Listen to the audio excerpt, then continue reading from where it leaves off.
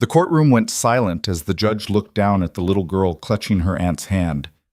"You never legally adopted her?" The voice echoed through the chamber. Victoria Hale, billionaire CEO, fearless business titan, felt her world crumbling. For 6 years, she'd sacrificed everything to raise her sister's child alone.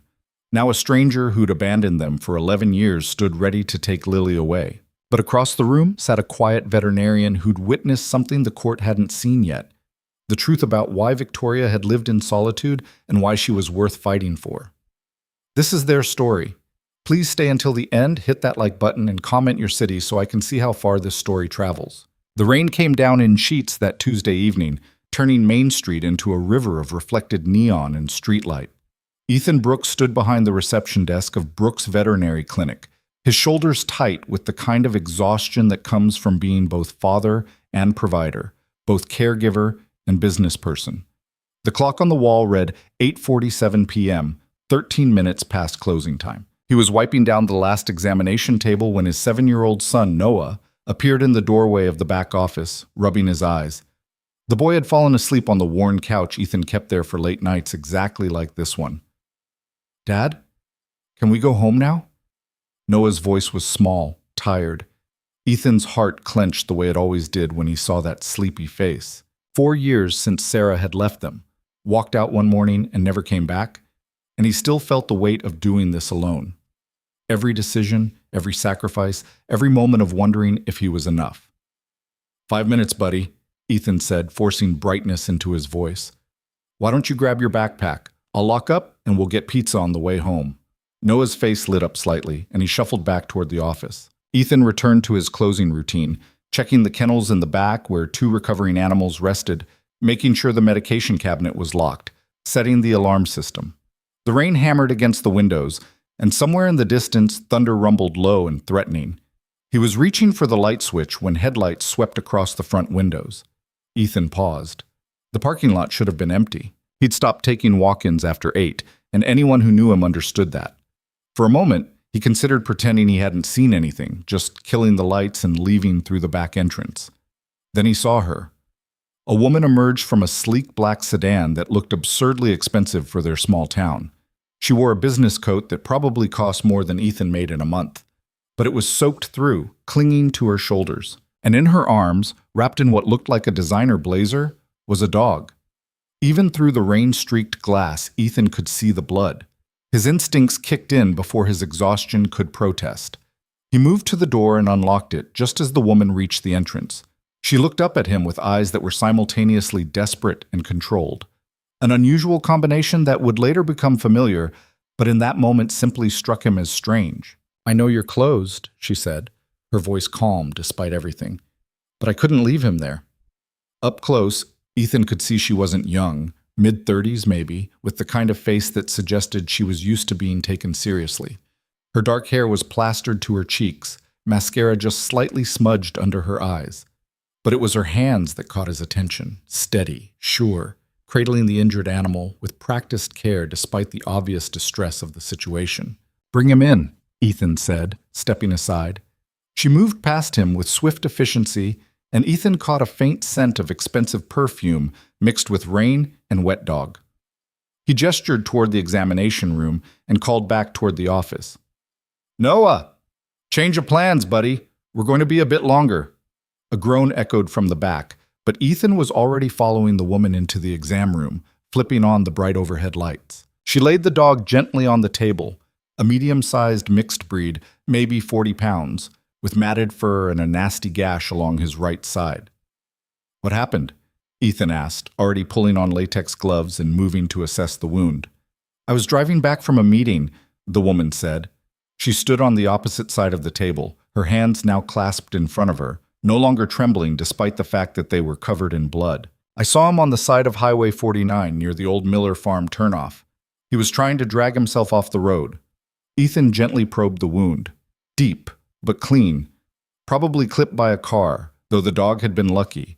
A few inches to the left and it would have been fatal. "Someone hit him and didn't stop," Ethan said quietly. It wasn't a question. "I pulled over immediately," the woman continued, her voice taking on a sharper edge.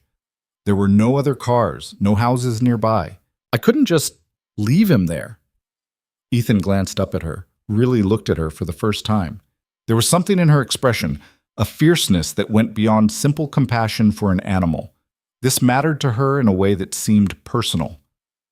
You did the right thing, he said, returning his attention to the dog. He's going to need stitches, and I'll want to keep him overnight for observation. Possible internal injuries. Whatever he needs, she said immediately. Cost isn't a concern. Ethan nodded, already preparing a sedative. The dog whimpered softly as Ethan inserted the IV, and the woman's hand moved instinctively to rest on the animal's head, stroking gently between his ears. "Hey there," she murmured, her voice dropping to something almost tender. "You're safe now. We've got you." As Ethan worked, administering the sedative and waiting for it to take effect, an awkward silence settled over the room. The rain continued to drum against the roof, and somewhere in the building, Noah had turned on the small TV in the office, the faint sound of cartoon voices drifting through the walls. "You have a son," the woman said. It wasn't a question. "Yeah, Noah. He's 7. Ethan prepared the suturing kit, laying out instruments with practiced efficiency. "Usually he's home by now, but Tuesdays are long days. My sitter has evening classes." "You run this place alone?" "Mostly. I have a part-time assistant who comes in mornings, and a vet tech 3 days a week. But yeah, it's primarily me." He paused, then added, "Single parent. You learn to juggle." Something flickered across her face. Recognition, maybe, or understanding. But she didn't comment on it, just continued to stroke the now drowsy dog's fur. As the animal's breathing deepened into sedated sleep, Ethan began the delicate work of cleaning and closing the wound. His hands moved with the kind of automatic precision that comes from years of practice. But his mind was partly on the woman standing across from him. She didn't look away from the procedure, didn't flinch at the sight of needle passing through skin. Instead, she watched with genuine interest, her eyes tracking his movements. "You're good at this," she observed. "It's what I do," Ethan replied, focusing on keeping his stitches even and tight. "Been at it for almost 10 years now. Longer, if you count vet school and residency." "That's a long time in one place." There was something in her tone, not judgment, but genuine curiosity. Ethan tied off another suture before responding. "I grew up here. Left for school, came back to take over the practice from Doc Morrison when he retired. Seemed like the right thing to do." He glanced up briefly. "Not everyone needs to leave their hometown to find purpose." A small smile touched her lips, the first real expression he'd seen from her since she'd walked through the door. "No," she agreed quietly. "Not everyone does." The next 20 minutes passed in relative silence, broken only by the sound of rain, distant television, and Ethan's occasional soft instructions to himself. When he finally tied off the last suture and stepped back to examine his work, he felt the familiar satisfaction of a job done well. "That should do it," he said, carefully bandaging the wound. "Like I said, I want to keep him overnight. Make sure there's no internal bleeding, no signs of shock. If everything looks good in the morning, we can discuss next steps." The woman nodded, her eyes still on the sleeping dog. "What happens if no one claims him?" "Then he goes to the county shelter. They'll hold him for the mandatory period, try to find him a home." Ethan began cleaning up, disposing of bloody gauze and used instruments. Though honestly, at his age and with these injuries, his chances aren't great. Most people want puppies. He didn't say the rest, that shelters in rural areas were overcrowded, underfunded, and often had to make impossible choices. She was smart enough to read between the lines. "I see," she said, her voice carefully neutral. Ethan glanced at the clock. 9:34 p.m. Noah would be getting restless, and there was still the drive home, the bedtime routine, the preparations for tomorrow's early morning appointments. "I should get your contact information," he said, moving to the computer at the desk, "for records, and in case anything changes overnight." The woman reached into her coat pocket and produced a business card that was somehow still crisp despite everything. Ethan took it, reading the embossed text. Victoria Hale, Chief Executive Officer, Hale Industries. He looked up sharply. Even in their small town, even with his limited attention to business news, he knew that name. Hale Industries was one of the largest manufacturing conglomerates in the country. Factories across 3 continents, contracts with major corporations, the kind of wealth and influence that seemed like a myth to people who lived in places like this. "You're Victoria Hale," he said, the words coming out more like an accusation than he'd intended. "I am," she confirmed, with neither pride nor apology. "Though tonight I'm just someone who found a dog on the side of the road." Ethan set the card down and began typing her information into the system. "What brings a CEO to our little corner of nowhere?" "Business meeting in Coopersville. My driver was supposed to pick me up at 9, but I called and told him I'd be late." She paused. I don't think he believed my explanation. Despite himself, Ethan smiled. "Yeah, stop to rescue a stray dog probably doesn't come up often in your schedule." "You'd be surprised," Victoria said, and there was something in her voice, a hint of the person beneath the title. "I make time for what matters." Before Ethan could respond, Noah appeared in the doorway, backpack slung over one shoulder and his jacket barely hanging on. "Dad, I'm really hungry," he announced, then noticed Victoria and stopped. "Oh, sorry." "It's okay, buddy," Ethan said. "Ms. Hale was just leaving. We'll head out in 5 minutes." But Noah was staring at the dog on the table, his eyes wide. "What happened to him?" "He got hit by a car," Ethan explained gently. "But he's going to be okay. I fixed him up." Noah moved closer, his exhaustion apparently forgotten. "Can I pet him?" Ethan looked at Victoria, who nodded slightly. "Gentle," Ethan instructed. "He's sleeping from the medicine." Noah reached out with the kind of exaggerated care only children can manage, lightly touching the dog's paw. "He's lucky Ms. Hale found him, right, Dad?" "Very lucky," Ethan agreed, watching his son's face. This was why he'd become a vet. Not for the science or the prestige, but for moments like this, where caring for animals connected to something deeper and more human. Victoria watched the boy for a long moment, her expression unreadable. Then she reached into her other pocket and pulled out her phone. "I should call my driver," she said. "Let him know where to pick me up." "You can wait in the lobby if you'd like," Ethan offered. "We're heading out, but you're welcome to stay until he arrives." They moved out of the exam room together, Noah trailing behind and casting backward glances at the sleeping dog. In the lobby, Victoria made her call while Ethan gathered his things and helped Noah with his jacket. The conversation was brief, professional, and Ethan couldn't help but overhear. "Yes, the veterinary clinic on Main Street." "Brooks Veterinary?" "No, everything's fine, Marcus. I'll explain later." 20 minutes? That's fine. Thank you." She ended the call and stood there for a moment, looking around the small lobby with its worn chairs and bulletin board covered in photos of successfully treated animals and thank you cards from grateful owners. "You've built something good here," she said. Ethan shrugged, suddenly self-conscious. "It's not Hale Industries, but it serves the community. People need someone to take care of their animals." "That's exactly what I mean," Victoria said. "You've built something that matters. That's rarer than you think." There was a weight to her words that Ethan didn't quite understand, but before he could question it, Noah tugged on his sleeve. "Dad, can we really get pizza?" "Yeah, buddy, let's go." Ethan set the alarm and ushered Noah toward the door, then paused and looked back at Victoria. "I'll call you in the morning with an update," he said. "The dog should be awake by then, and I'll have a better sense of his condition." "I appreciate that," Victoria replied. Then after a brief hesitation, she added, "And thank you. For staying open. For helping." "It's what I do," Ethan said simply. He and Noah stepped out into the rain, which had lessened to a steady drizzle. As they hurried to Ethan's aging pickup truck, Noah chattering about pizza toppings, Ethan glanced back through the clinic window. Victoria stood in the lobby, illuminated by the overhead light, her phone in her hand but her attention somewhere else entirely. There was something about her, he thought.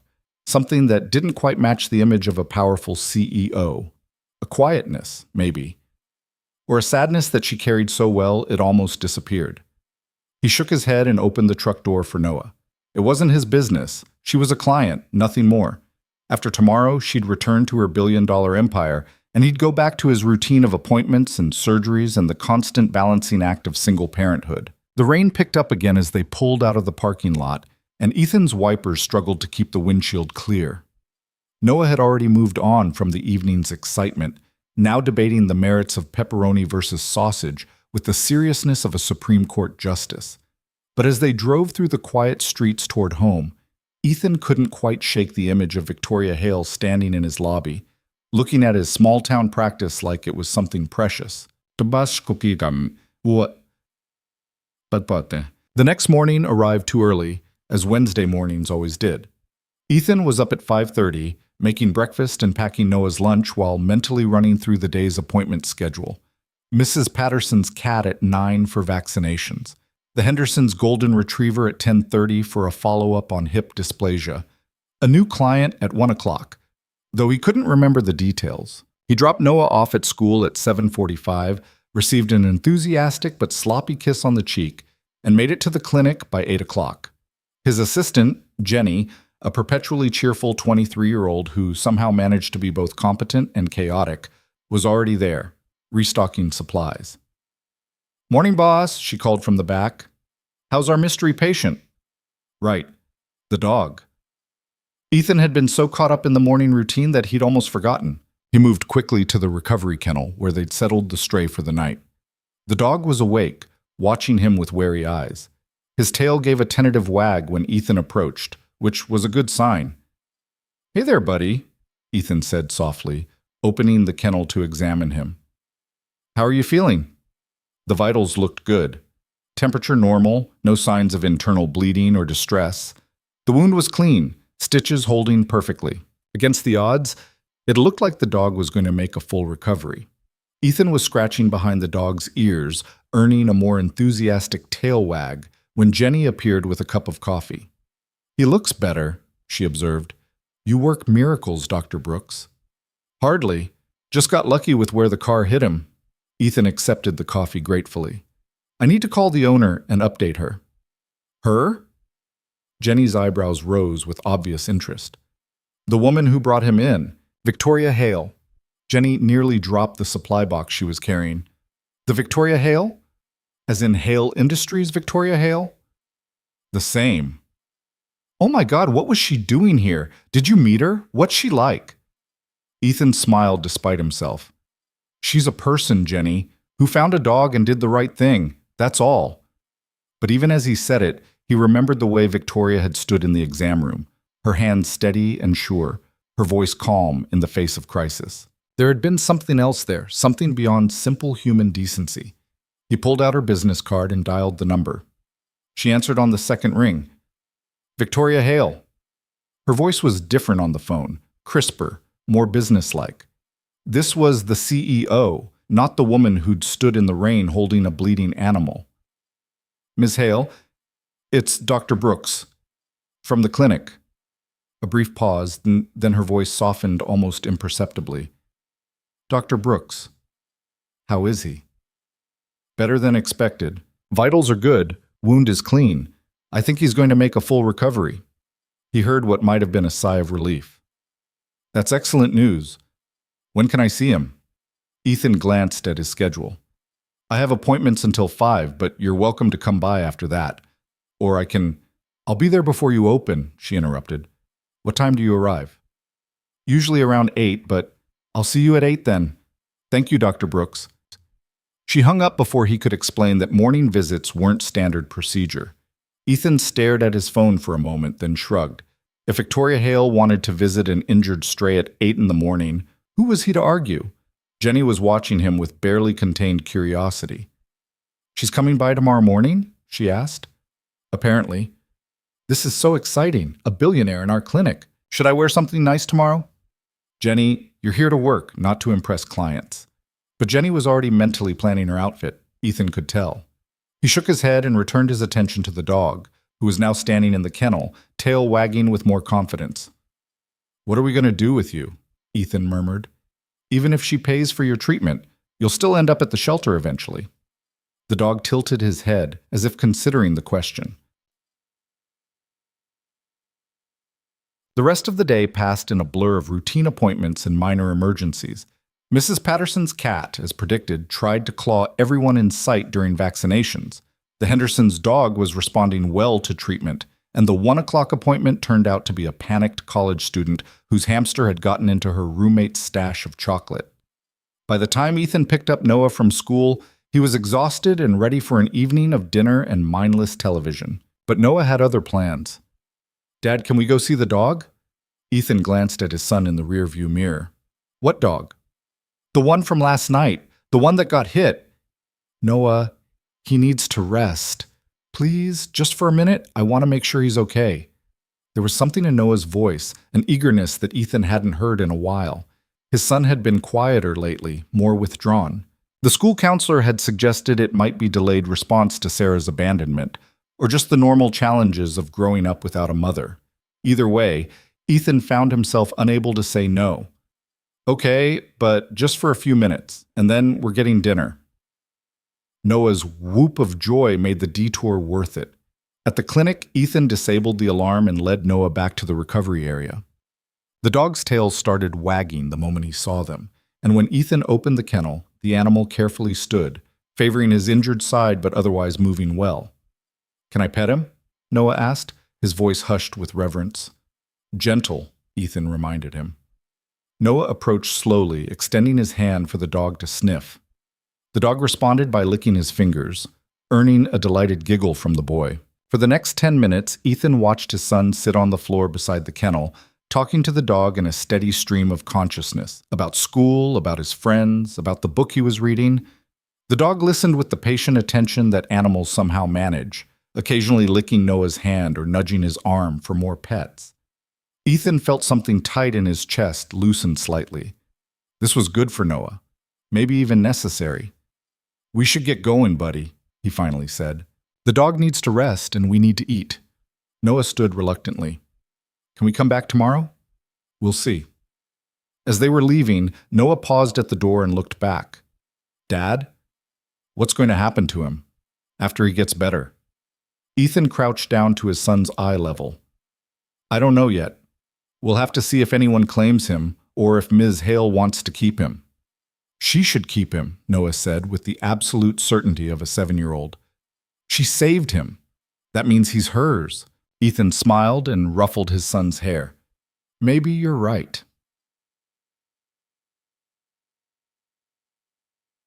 That evening, after Noah was asleep, Ethan found himself thinking about Victoria Hale.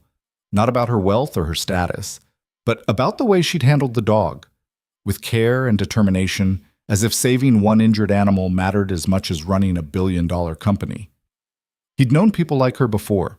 People for whom compassion wasn't weakness, but strength.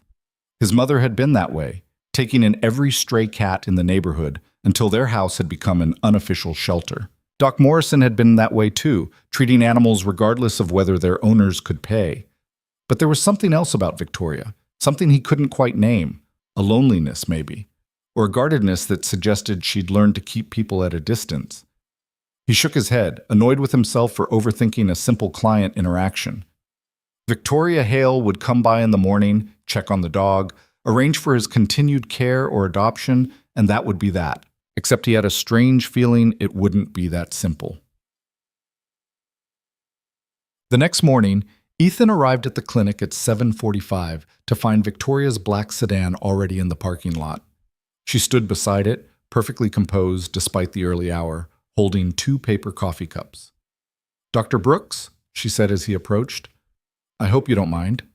I brought coffee. A thank you for accommodating this early visit." Ethan accepted the cup, surprised. "You didn't have to do that." "I wanted to." She paused. "I also wanted to ask about adopting him. The dog." Ethan had unlocked the front door and was disabling the alarm, but he stopped and turned to face her fully. "Adopting him? You want to keep him?" "If that's possible, yes." "Ms. Hale, with all respect, you run a major corporation. You travel constantly. A dog, especially one recovering from injuries, needs consistent care and attention. I'm aware of what dogs need, Dr. Brooks." Her voice had gone cool, the CEO emerging. "I'm also aware that without a home, he'll end up in an overcrowded shelter with minimal chances of adoption. I'm offering to provide him with everything he needs: medical care, training, a home. Unless you have some reason to believe I'm not capable of that?" Ethan held up his hands in a placating gesture.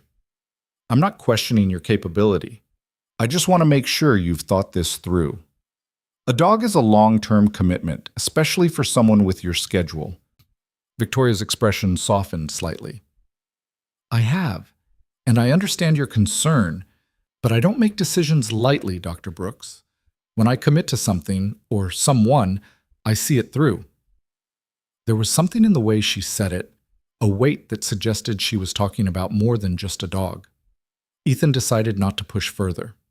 All right, he said. Let's go see how he's doing and we can discuss the specifics. They walked through the quiet clinic together, their footsteps echoing in the empty hallway. In the recovery area, the dog immediately perked up at the sight of Victoria, his tail wagging so hard his whole body moved. Victoria's face transformed. The cool executive disappeared, replaced by something genuine and warm. She knelt beside the kennel, heedless of her expensive clothes, and reached through the bars to stroke the dog's head. Hey there, she murmured. Remember me? The dog pressed against her hand, making soft sounds of contentment. Ethan watched, fascinated. This was real, he realized. This wasn't about charity or good publicity. Victoria Hale genuinely cared about this animal. Have you thought of a name? He asked.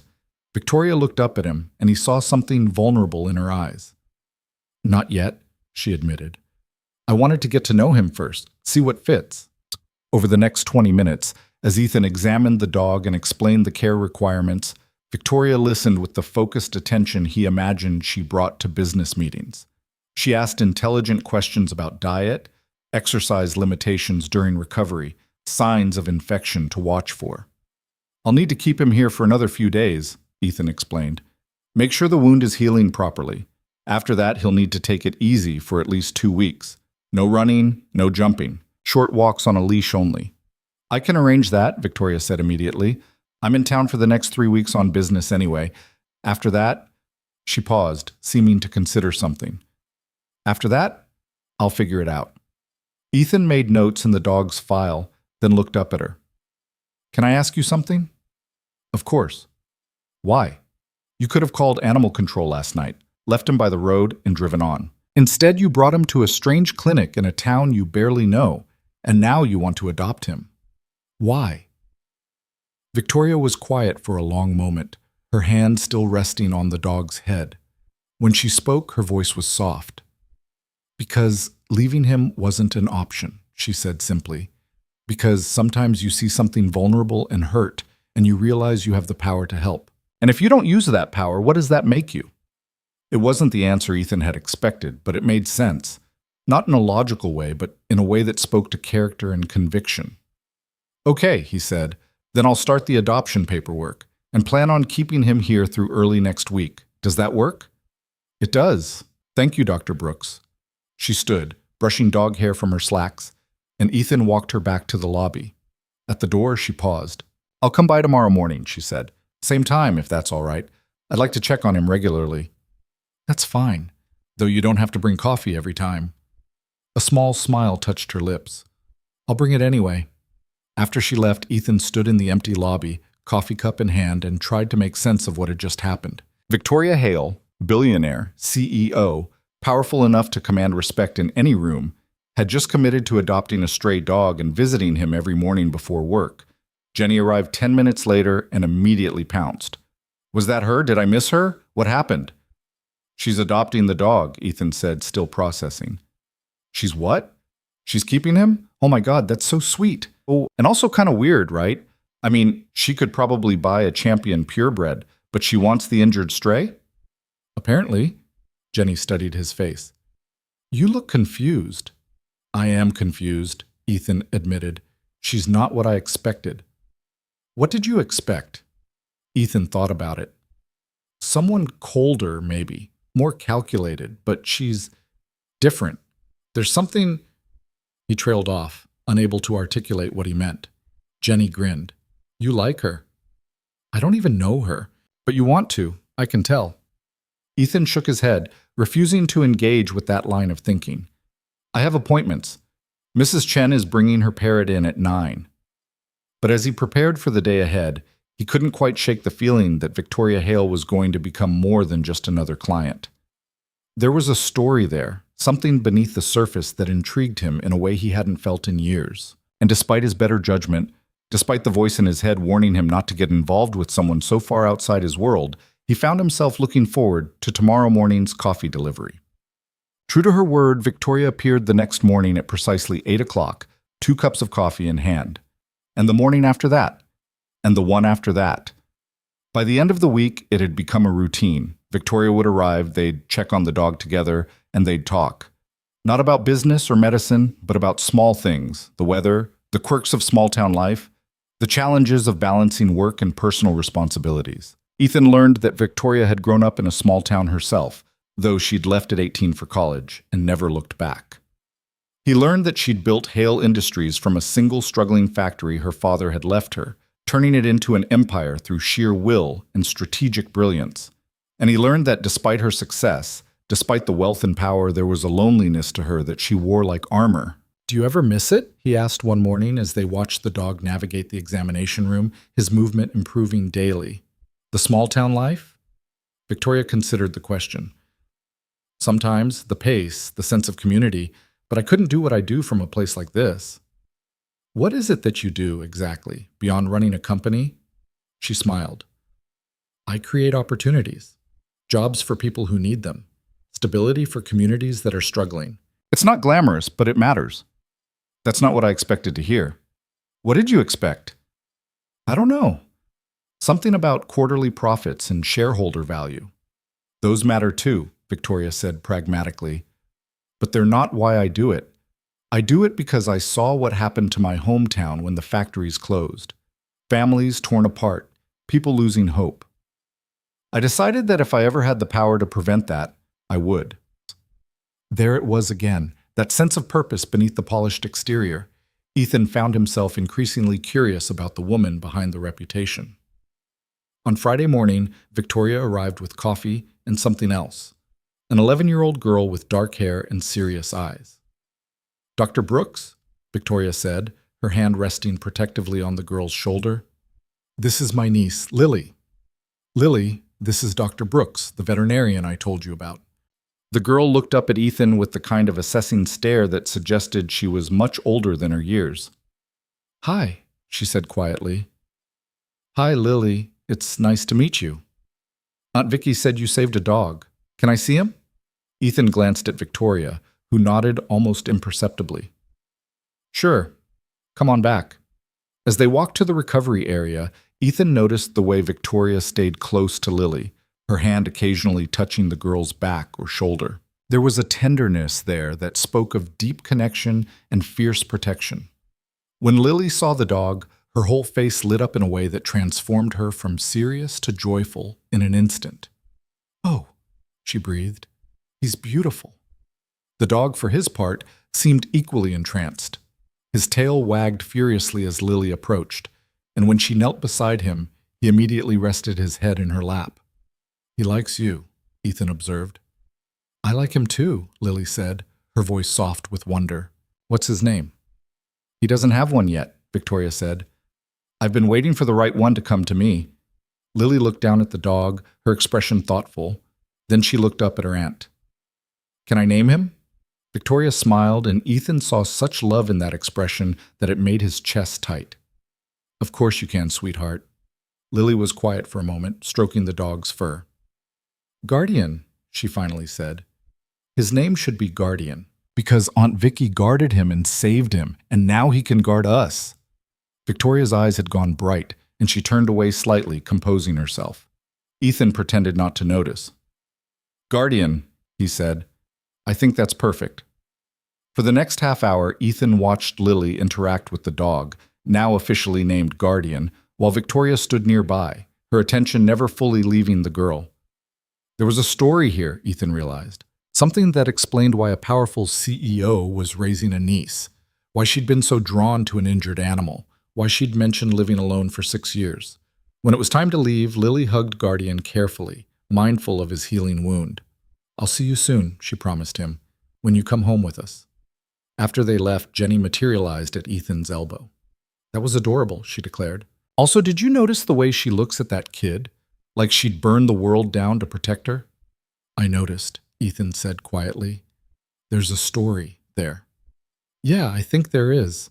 And despite knowing he shouldn't pry, Despite understanding that Victoria's private life was none of his business, Ethan found himself wanting to know that story. He wanted to understand what had led a woman like Victoria Hale to raise her niece alone, to visit an injured dog every morning before work, to stand in his small clinic and talk about purpose and power and the responsibility to help those who are vulnerable.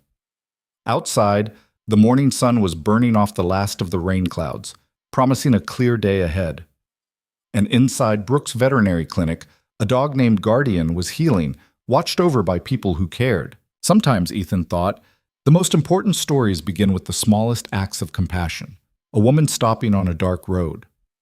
A decision to help when walking away would have been easier. He didn't know it yet, but that rainy Tuesday evening had set something in motion, a chain of events that would challenge everything he thought he knew about family, protection, and what it means to build a life worth living. The story was just beginning, and it would change all of them before it was done. The following Monday morning brought a change to the rhythm of Ethan's days. Victoria arrived at 7:50, 10 minutes earlier than usual, with coffee and a leather portfolio tucked under her arm. Guardian's tail began wagging the moment she walked through the door, a sound that had become as familiar as the morning bird song. "You're early," Ethan observed, accepting his coffee. The routine had become so natural he didn't even think to refuse it anymore. "Conference call got moved to 9:30, Victoria explained, setting her portfolio on the reception desk. "I thought I'd use the extra time productively." They walked back to the recovery area together, their footsteps synchronized in a way that suggested they'd made this journey many times before. Guardian stood as they approached, his movement now smooth and confident despite the healing wound along his side. "He's doing remarkably well," Ethan said, opening the kennel to examine the stitches. "Another few days and I think he can go home with you. The sutures can come out next week." Victoria knelt beside the dog, her tailored suit somehow never showing a wrinkle despite the position. Guardian immediately pressed his head against her palm, and she smiled, the real smile that Ethan had learned to distinguish from her professional one. "Did you hear that, Guardian? You're coming home soon." The dog's tail wagged harder, as if he understood every word. Ethan finished his examination and made notes in Guardian's chart. As he worked, Victoria pulled out her phone and began responding to what looked like urgent messages, her fingers moving swiftly across the screen. The contrast was striking, a powerful CEO conducting business while sitting on the floor of a small-town veterinary clinic, one hand absently stroking a rescue dog. "Can I ask you something?" Ethan said, closing the chart. Victoria looked up from her phone. "Of course." "You've been coming here every morning for over a week. Before work? During what I'm guessing is your busiest time of day. Why?" She was quiet for a moment, her attention shifting from the phone to Guardian. When she spoke, her voice carried a weight that suggested the answer mattered more than the question. "Because consistency matters," she said. "When you make a commitment to care for something or someone, you show up every day, no matter what else is happening in your life." There was something in the way she said it, a conviction that went beyond simple pet ownership. Ethan wanted to ask more, to understand the philosophy behind those words, but Jenny's voice called from the front lobby. "Dr. Brooks? Your 8:30 is here early." Ethan sighed. "That's Mrs. Patterson again. Her cat has apparently developed a new symptom every day since last week's checkup." Victoria stood, brushing invisible dust from her slacks. "I should get going anyway. I'll see you tomorrow? Same time, same coffee? Wouldn't miss it." As she left, Ethan found himself watching her go, noting the way her shoulders straightened as she approached the door, the subtle shift from the woman who sat on clinic floors to the CEO, who commanded boardrooms. It was like watching someone put on armor, and it made him wonder what battles she was preparing to fight. The morning passed in its usual chaos of appointments and emergencies. Mrs. Patterson's cat was, as predicted, perfectly healthy and simply attention-seeking.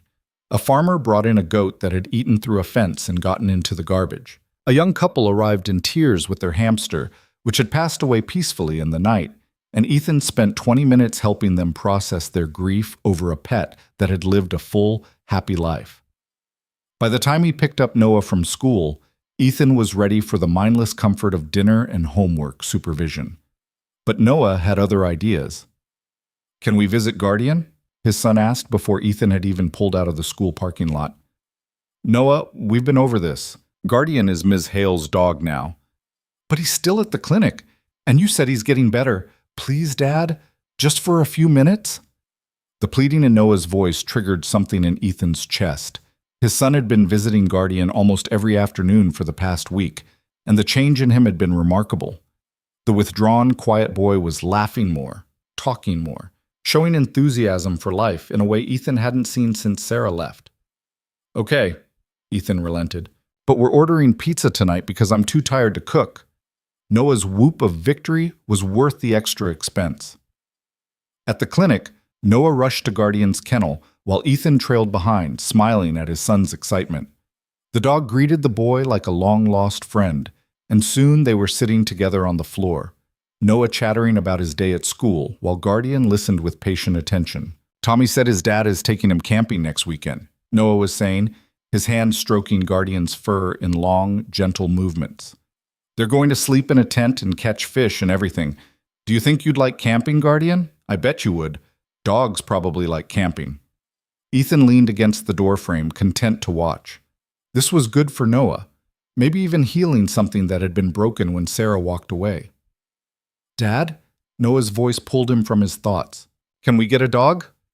Ethan's heart sank. He'd known this was coming, but he'd hoped to delay the conversation. Buddy, we've talked about this. Dogs are a big responsibility. With my work schedule and your school. But you take care of dogs all day. You know everything about them. And I'd help, I promise. I'd walk him and feed him and… Noah. Ethan crouched down beside his son, keeping his voice gentle but firm. It's not about knowing how to take care of a dog. It's about having the time to do it right. You're at school all day and I'm working. A dog would be alone most of the time.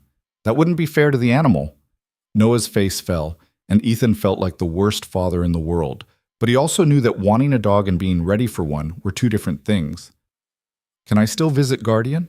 Noah asked quietly. Until he goes home with Ms. Hale? Of course you can. They stayed another 15 minutes before Ethan finally convinced Noah it was time to leave. As they drove to pick up pizza, Noah was uncharacteristically quiet, staring out the window with the kind of contemplative sadness that children wear when processing disappointment. I know you wanted a dog, Ethan said gently, and maybe someday, when things are different… It's okay, Dad, Noah interrupted. I understand. But the resignation in his voice suggested he'd heard similar promises before, ones that hadn't materialized. Ethan made a mental note to find other ways to fill the gap, to give Noah experiences and connections that might ease the loneliness of being an only child with a single, overworked parent. That night, after Noah was asleep, Ethan sat at his kitchen table with a beer he didn't really want and thought about the choices he'd made. Coming back to his hometown, taking over Doc Morrison's practice, trying to build a life for Noah in a place that felt safe and familiar. But was it enough? Was providing stability and routine sufficient when what his son clearly needed was more time, more attention, more of the life experiences that came from having two parents instead of one exhausted father doing his best?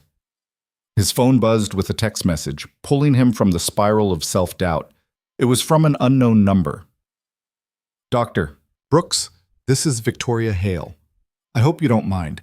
I got your number from the clinic records. I wanted to let you know that I've arranged for Guardian's permanent vet care at a facility near my home office. However, I'd like you to continue overseeing his recovery and do the final checkup before he leaves your care. I trust your judgment. Ethan stared at the message for a long moment before responding. That's fine. Guardian should be ready to go home by Friday. We can do the final exam that morning if that works for your schedule.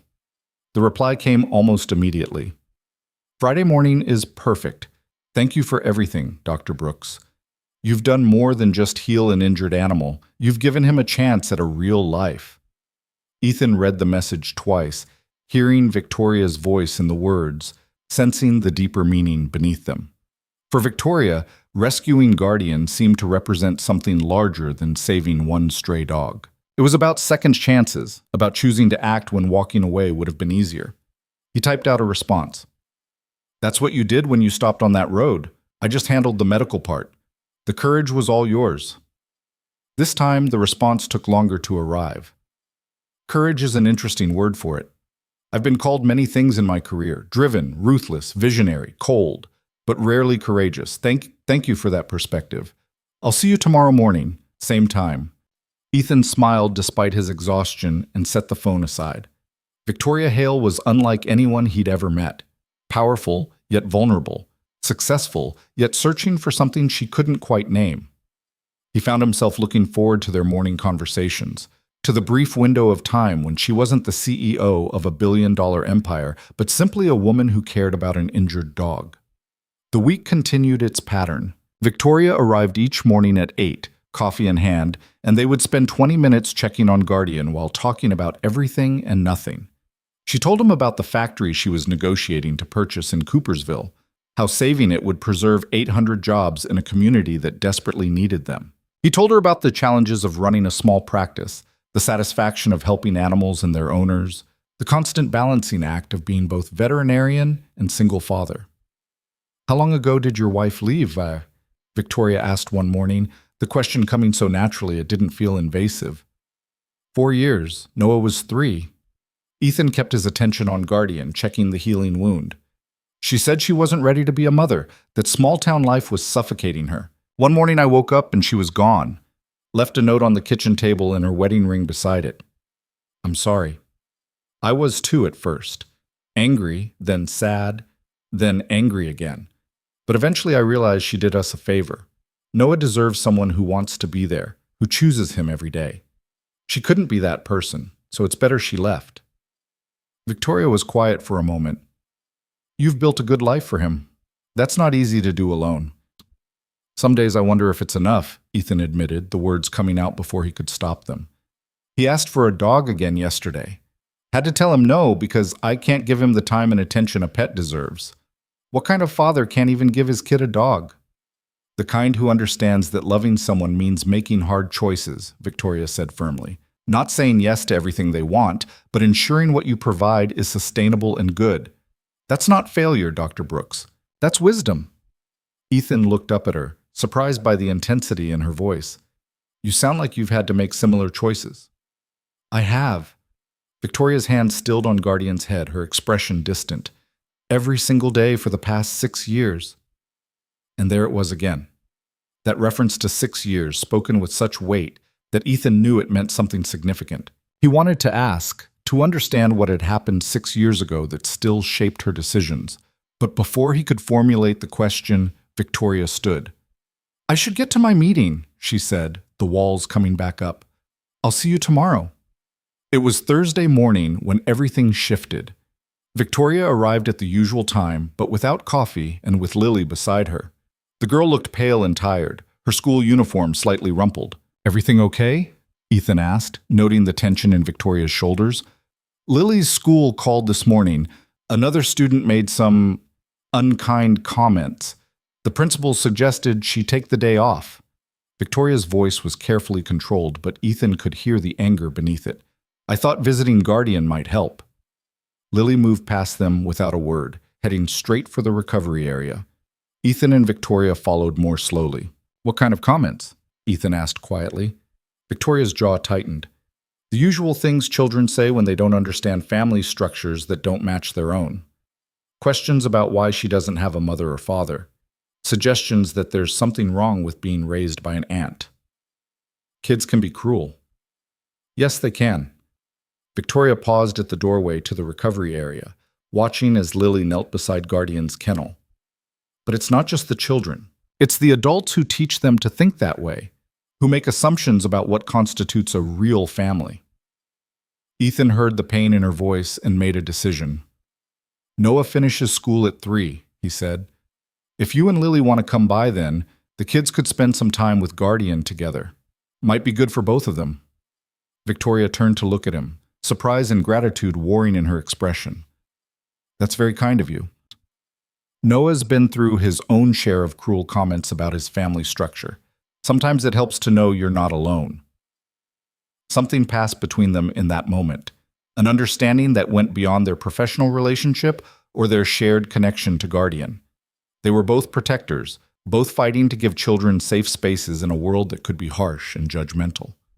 "We'll be here at 3, Victoria said softly. That afternoon, Ethan watched as Noah and Lily bonded over Guardian, their initial shyness giving way to easy conversation.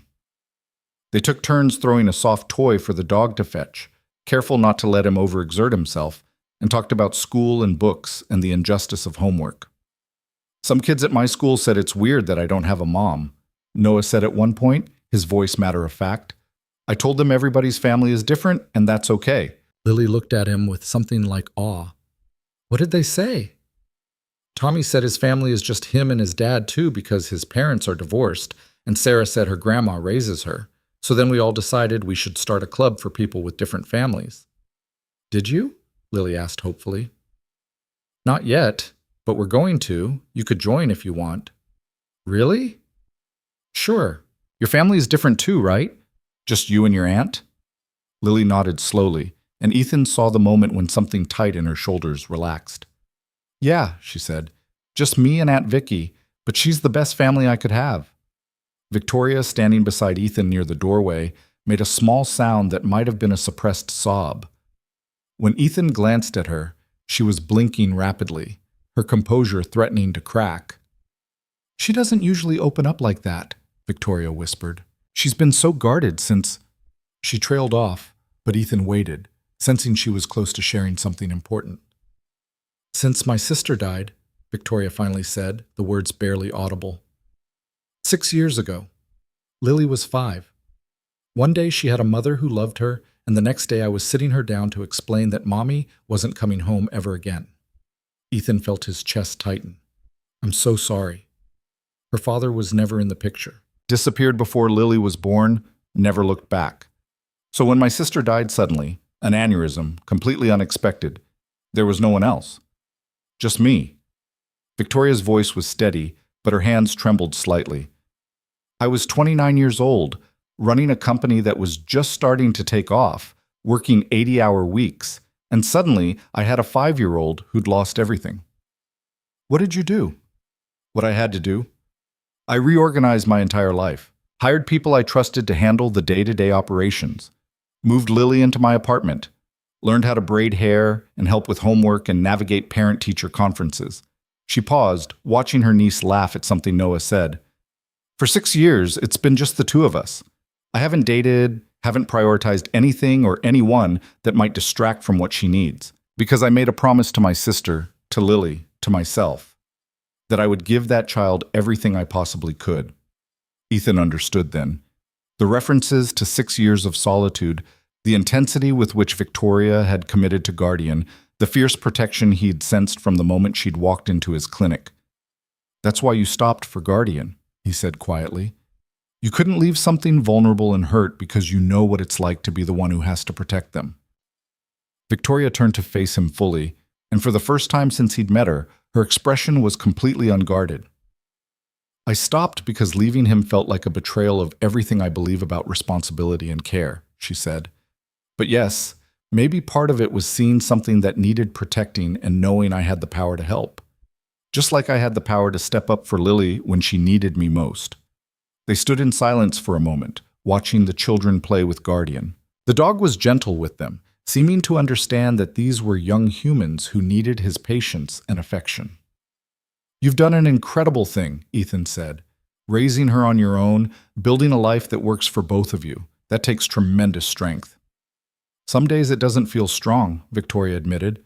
Some days it feels like I'm barely holding everything together. The board questions my dedication because I won't travel as much as they'd like. Other executives make comments about work-life balance, as if choosing to prioritize a child makes me weak or uncommitted.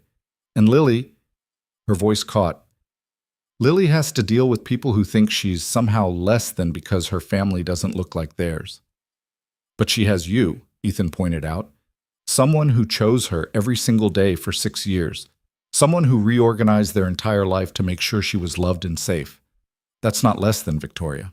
That's more than most kids ever get. Victoria's eyes glistened, but she blinked the tears back with the same determination he'd come to expect from her. Thank you, she said, for understanding, for not judging, for... She gestured toward the children. For this. Lily needs friends who understand. So does Noah. They watched in comfortable silence as the children continued to play. their laughter filling the clinic with a warmth that had nothing to do with the afternoon sun streaming through the windows. Guardian basked in the attention, his tail wagging contentedly. Eventually, Victoria checked her watch and sighed. "We should go. I have a conference call at 5 and Lily has homework." The children protested, but Victoria was firm in a way that somehow managed to be both kind and non-negotiable. As they prepared to leave, Lily hugged Guardian carefully. "Only one more day until you come home," she told the dog. "Tomorrow Dr. Brooks, says you can leave." The slip didn't go unnoticed. Lily's face flushed, and she glanced at Noah apologetically. "It's okay," Noah said generously. "I call my dad Dad all the time, and nobody else does." The adults pretended not to notice the exchange, but Ethan saw the way Victoria's hand tightened on her niece's shoulder, protective and loving. After they left, Noah helped Ethan close up the clinic, chattering the entire time about how cool Lily was and how Guardian was the best dog ever. "Dad," Noah said as they were locking the front door, "is Ms. Hale nice to Lily? Is she a good aunt?" The question surprised Ethan. "Why do you ask?" "Because Lily seems sad sometimes. Not when she's playing or talking about Guardian, but other times. Like something makes her sad that she doesn't talk about." Ethan crouched down to his son's level, impressed by the 7-year-old's observation skills. "I think Lily has been through some hard things," he said carefully. "But yes, Ms. Hale is very good to her. She loves Lily very much and takes care of her the best way she knows how." "Like you take care of me?" "Exactly like that." Noah considered this, then nodded with satisfaction. "Okay, that's good. Everyone should have someone who takes care of them." Out of the mouths of babes, Ethan thought as they walked to the truck. His 7-year-old son had just summarized the fundamental truth of human existence. Everyone needs someone who shows up, who cares, who chooses to stay when leaving would be easier. That night, after Noah was asleep, Ethan found himself thinking about Victoria's story. 6 years of single parenthood, 6 years of putting a child's needs above her own desires, 6 years of building a life around someone else's happiness and security. He understood that kind of sacrifice intimately. He'd made similar choices when Sarah left, when he'd decided that Noah's stability mattered more than pursuing romance or career advancement elsewhere. But Victoria had done it while also running a billion-dollar company, while navigating boardrooms and business negotiations and the constant scrutiny that came with being a female CEO in a male-dominated industry. The strength that required was staggering. His phone buzzed with a text message. Victoria again. "Thank you for this afternoon. Lily hasn't stopped talking about Noah and Guardian since we got home. She asked if we could visit the clinic regularly, even after Guardian comes home with us. I know that's probably not practical, but I wanted you to know how much today meant to her."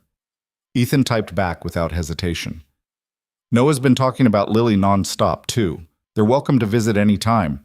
Guardian will need regular checkups anyway, and I'm sure he'd love to see his friends." The response came quickly. "You're very kind to us, Dr. Brooks. More than you probably realize." He stared at the message, trying to decide how to respond. Finally, he settled on honesty. "You're easy to be kind to, Victoria, both of you." This time, there was no immediate reply. Ethan set the phone aside and tried to ignore the way his heart rate had increased slightly, the way using her first name had felt both natural and significant. When his phone finally buzzed again 15 minutes later, the message was brief. "See you tomorrow morning. Last visit before Guardian comes home." The Friday morning arrived with unexpected sadness. Ethan had known this day was coming. Guardian was healed, healthy, ready to leave the clinic and start his new life with Victoria and Lily. But the past 2 weeks had created rhythms and routines that would break when the dog left. No more morning coffee with Victoria. No more watching her armor drop as she sat on the floor beside a rescue dog. No more quiet conversations about family and sacrifice and the choices people make when they commit to caring for someone vulnerable. Victoria arrived at 8 with Lily in tow and coffee for both her and Ethan. The adults sipped their drinks while Lily immediately went to Guardian's kennel, opening it to let him out for what would be their last morning together in this space. "He's ready," Ethan said, reviewing Guardian's chart one final time. "Wound is completely healed. He'll have a scar, but it shouldn't cause any problems. The sutures dissolved on their own, and his mobility is perfect. You've got yourself a healthy dog. Thanks to you, Victoria said. Thanks to both of us. You made the choice to save him. I just provided the medical support. They watched as Lily and Guardian played gentle tug-of-war with a rope toy, the girl's laughter bright and genuine. She's been sleeping better this week, Victoria said quietly, ever since that day with Noah. Having a friend who understands what it's like to have a different kind of family, it's helped her feel less alone. Noah's been better too. Happier. More open. Ethan paused, then took a risk. Maybe the kids could get together sometimes, outside the clinic, if you're staying in town for a while longer. Victoria looked at him, surprise and something else. Hope, maybe, flickering across her face. I'm here for another 2 weeks finishing the Coopersville factory acquisition, she said. After that, I'll be back and forth between here and my main office in the city. But yes, I'd like that. For Lily's sake. For Lily's sake, Ethan agreed, though they both knew it was more than that now. They exchanged phone numbers officially this time, adding each other to contacts with the pretense of coordinating the children's friendship. But as Ethan saved Victoria's information, he caught her small smile and knew she understood the significance too. This was something, not quite friendship, not yet anything more, but definitely something worth exploring. When it was time to leave, Lily led Guardian out on a new leash Victoria had purchased, the dog walking perfectly at her side. At the door, Victoria paused. Thank you, Dr. Brooks, for everything. Ethan, he said, if we're going to be arranging playdates for the kids, you should probably call me Ethan. Her smile widened. Then you should call me Victoria, though Lily calls me Aunt Vicky, which you're welcome to find amusing. I find it endearing, actually. They stood there for a moment, two single parents with too many responsibilities and not enough time, recognizing something in each other that felt like possibility. Then Lily called from outside, and the moment passed. See you soon, Victoria said. See you soon, Ethan echoed.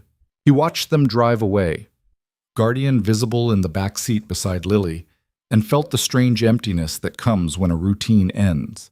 For 2 weeks, his mornings had included coffee and conversation with a remarkable woman. Now they would return to normal, appointments and paperwork, and the solitary rhythm of running a practice alone. Except they wouldn't, not entirely. Because Victoria and Lily were still in town, and the children wanted to spend time together, and somewhere in the midst of healing a wounded dog, something had shifted between him and the CEO who'd walked into his clinic on a rainy night. Jenny appeared at his elbow, making him jump. So, she said with barely contained glee, are you dating the billionaire? What? No, she's a client, and a client who brings you coffee every morning and shares deeply personal stories about raising her niece and coordinates playdates for your kids? Sure, totally just a client. Ethan shook his head, refusing to engage.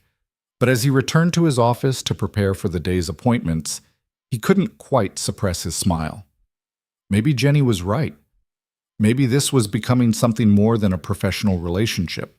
And maybe, for the first time in 4 years, he was ready to let it. The next 2 weeks unfolded with a rhythm that felt almost too easy, too natural. Saturday morning, Victoria texted asking if Noah wanted to join her and Lily at the park with Guardian. Sunday afternoon, the kids had a playdate at the clinic where Ethan taught them basic pet care while Victoria watched with that soft smile he'd come to recognize. Weekday evenings sometimes found them at the diner on Main Street.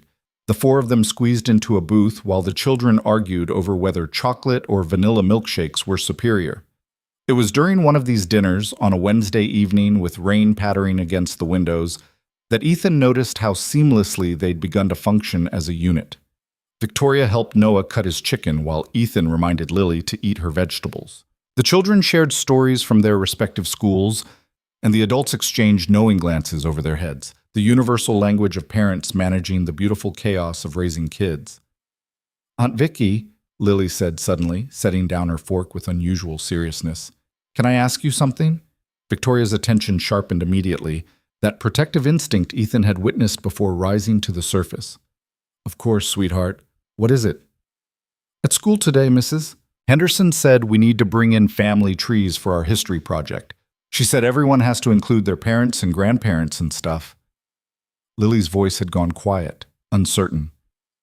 What do I put for my dad? I don't even know his name. The silence that fell over the table was heavy enough to suffocate. Ethan saw Victoria's hand tighten around her water glass, her knuckles going white. She opened her mouth, closed it, clearly struggling to find the right words. You put me, Victoria finally said, her voice steady despite the emotion Ethan could see in her eyes. You put me as your guardian, and you put your grandparents, my parents, your mom's parents. Your family tree doesn't have to look like everyone else's to be valid, Lily. It just has to be true. But what if the other kids ask questions? What if they say it's wrong because I don't have a regular mom and dad? Noah, who'd been quiet through this exchange, suddenly spoke up. Then you tell them what I tell people. You say everybody's family is different, and that's what makes them special. Right, Dad? Ethan felt a surge of pride in his son. That's exactly right, buddy. Lily looked between Noah and Victoria, her young face processing this information with the weight of someone far older than 11. Finally, she nodded. Okay, I'll do that. But Ethan noticed the way Victoria's hand trembled as she reached for her coffee, the slight crack in her composure. Later, after the children had moved to the small arcade section of the diner, pumping quarters into a claw machine game, Victoria excused herself to the restroom. She was gone longer than normal, and when she returned, her eyes were slightly red despite her perfectly reapplied makeup. You okay? Ethan asked quietly. Fine, she said automatically. Then, after a pause, no, not really. These moments still catch me off guard sometimes. The reminders that I can't give her everything a traditional family could, that there will always be these gaps, these questions I can't fully answer. You're giving her something more important than traditional, Ethan said. You're giving her unwavering love and commitment. That matters more than checking boxes on a family tree. Victoria looked at him with something like gratitude mixed with exhaustion. Do you ever feel that way with Noah? Like you're fundamentally failing him by not being able to provide the complete picture of what a family should look like? Every single day, Ethan admitted. But then I remember that should is a construct. There's no perfect family, Victoria. There are just people doing their best to love each other well.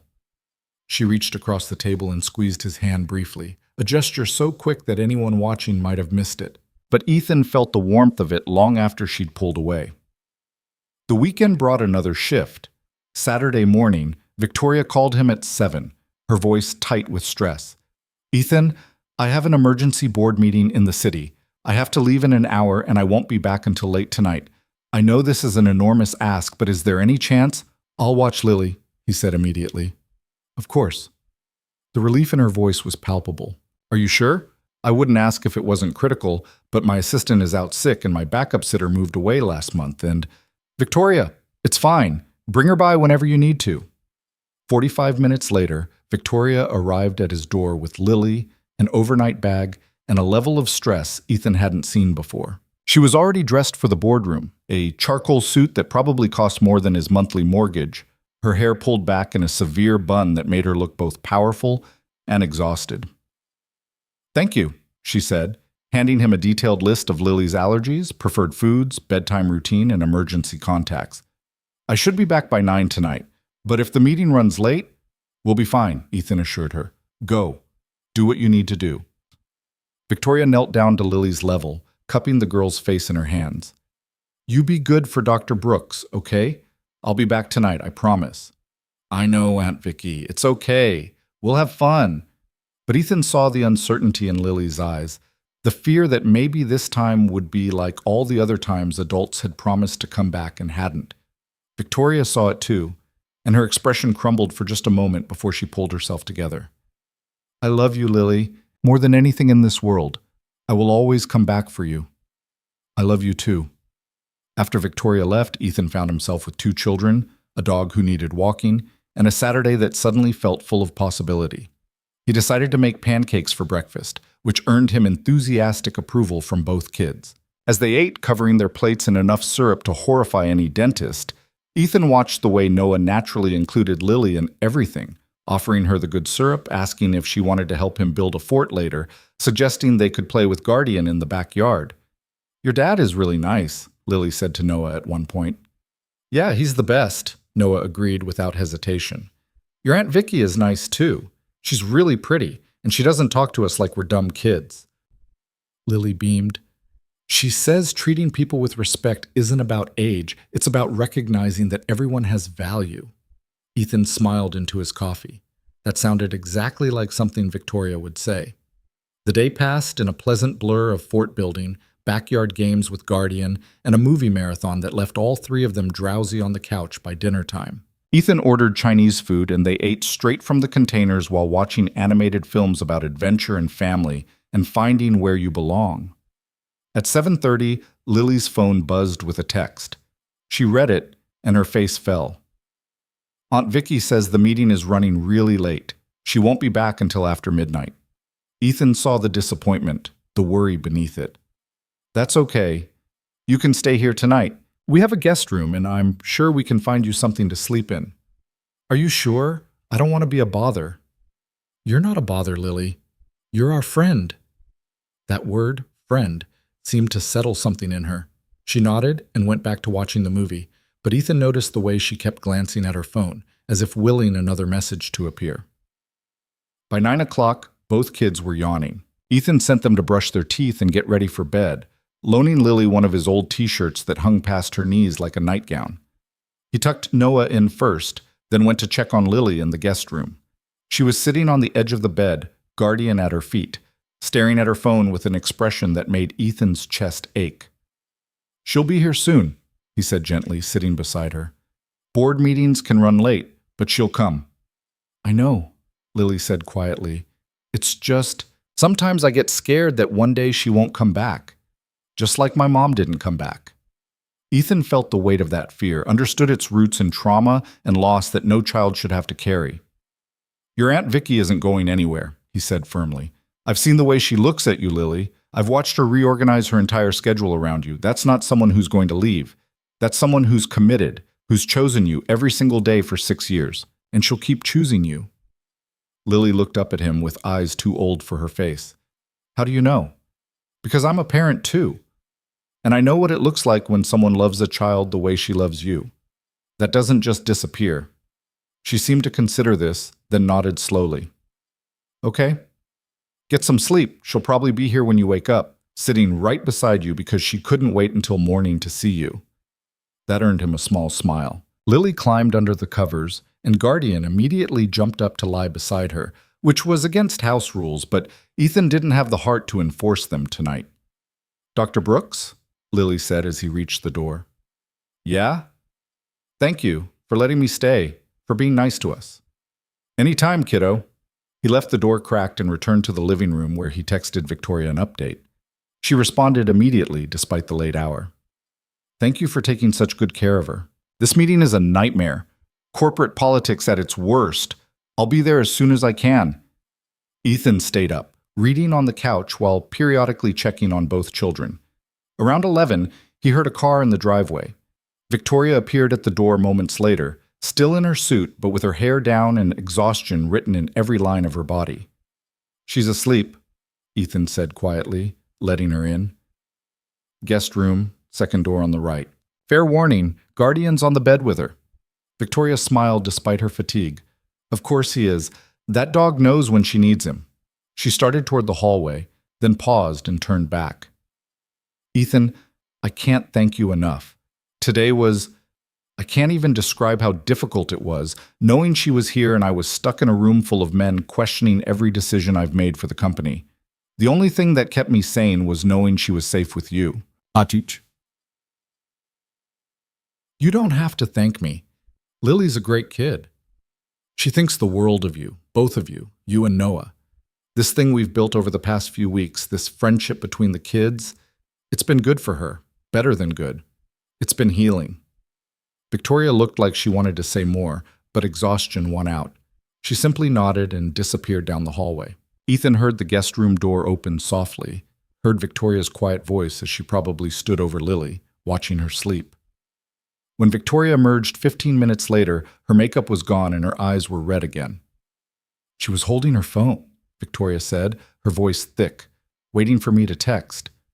And when I saw her there, looking so small in that big bed with Guardian beside her, She broke off, covering her face with her hands. Ethan moved without thinking, crossing the space between them and pulling her into a hug. She stiffened for just a moment, then collapsed against him, her composure finally shattering after what must have been hours of holding it together. "I'm doing the best I can," she whispered against his shoulder.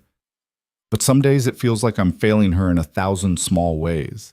Missing school events because of meetings. Not being there when she needs me because some crisis at the company demands attention. Being so tired that I can barely function by the time I get home." "You're not failing her," Ethan said firmly, one hand moving to her back in soothing circles. "You're being human. You're balancing impossible demands and doing it with more grace than most people could manage. Lily knows you love her. That's what matters." Victoria pulled back slightly to look at him, and in that moment, with her defenses down and her vulnerability on full display, Ethan saw her clearly.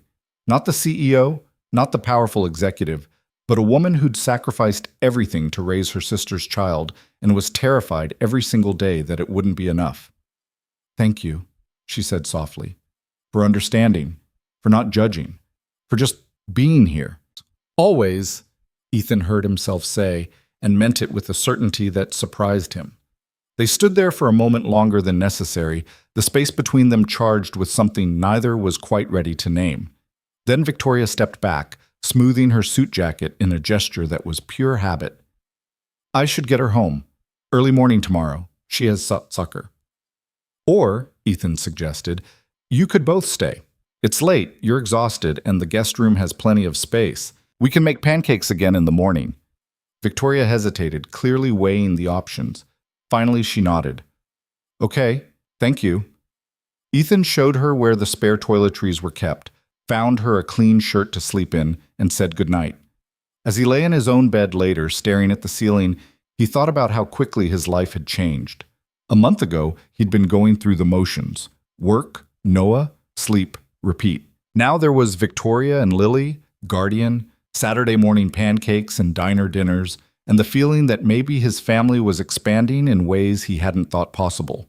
It was terrifying and exhilarating in equal measure.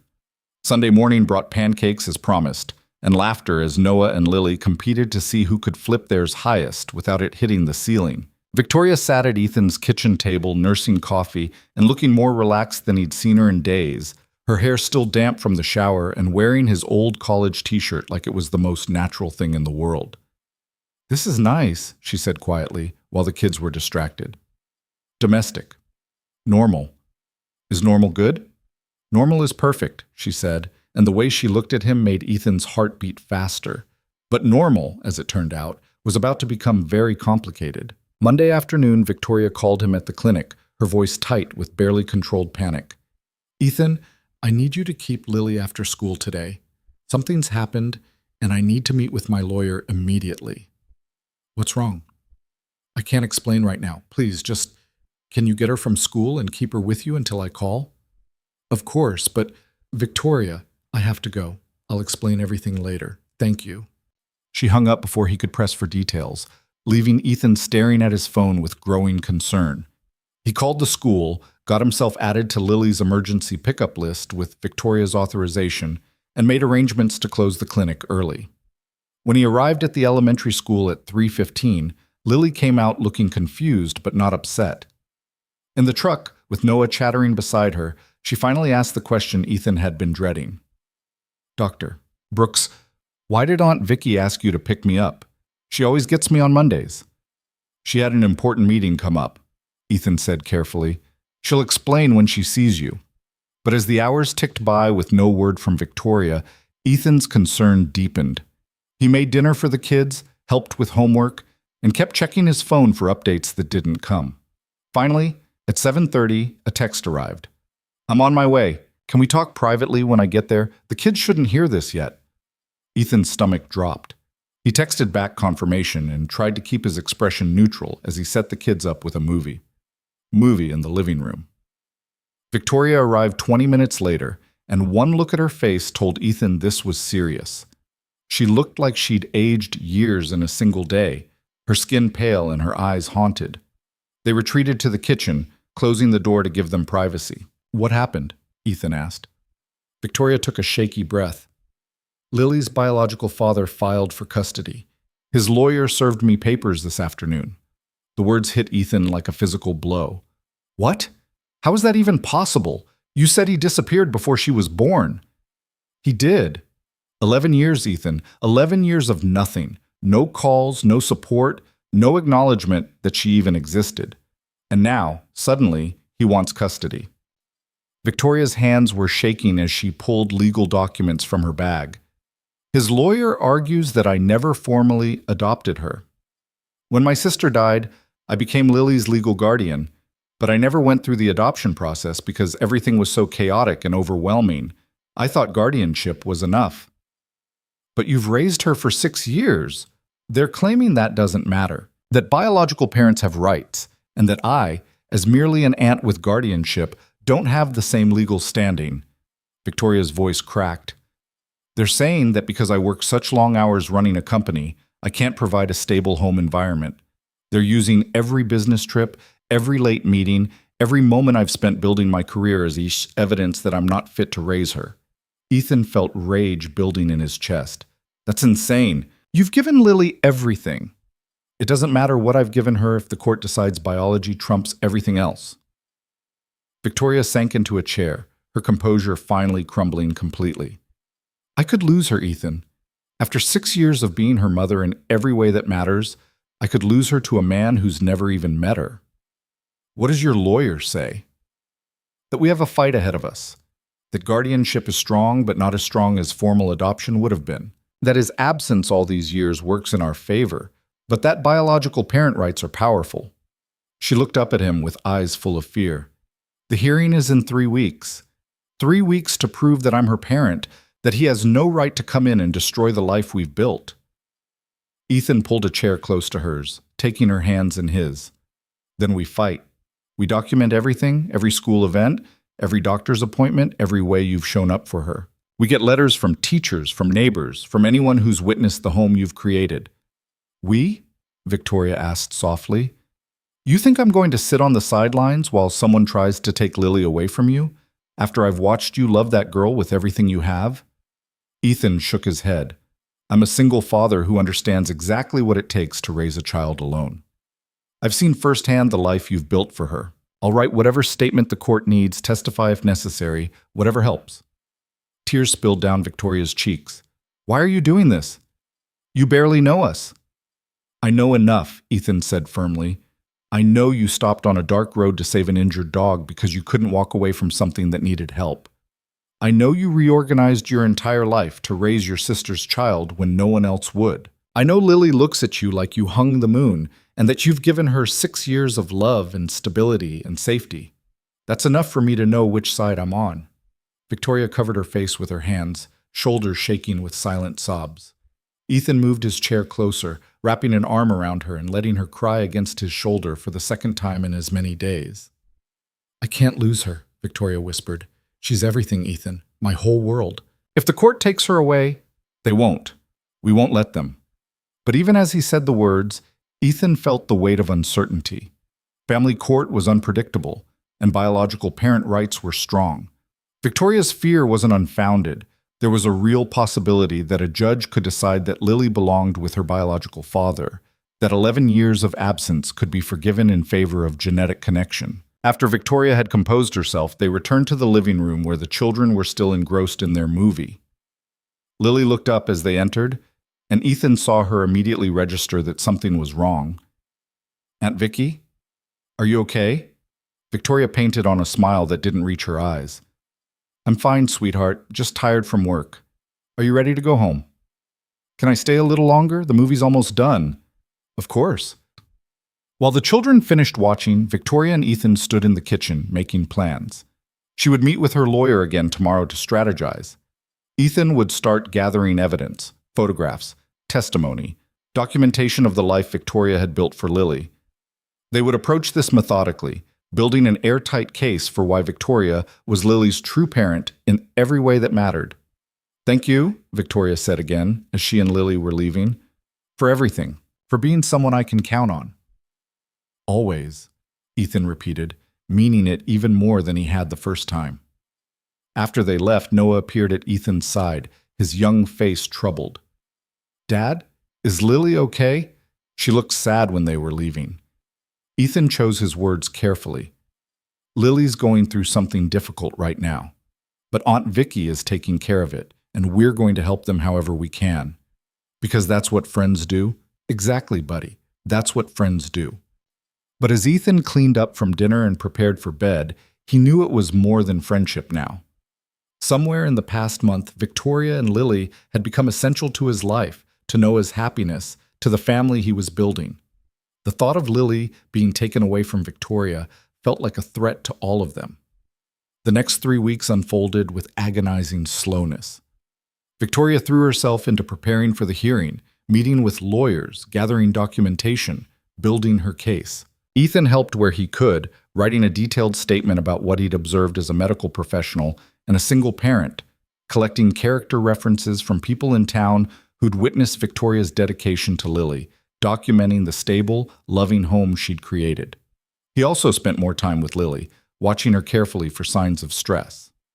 Victoria hadn't told her about the custody battle yet, wanting to spare her the fear for as long as possible.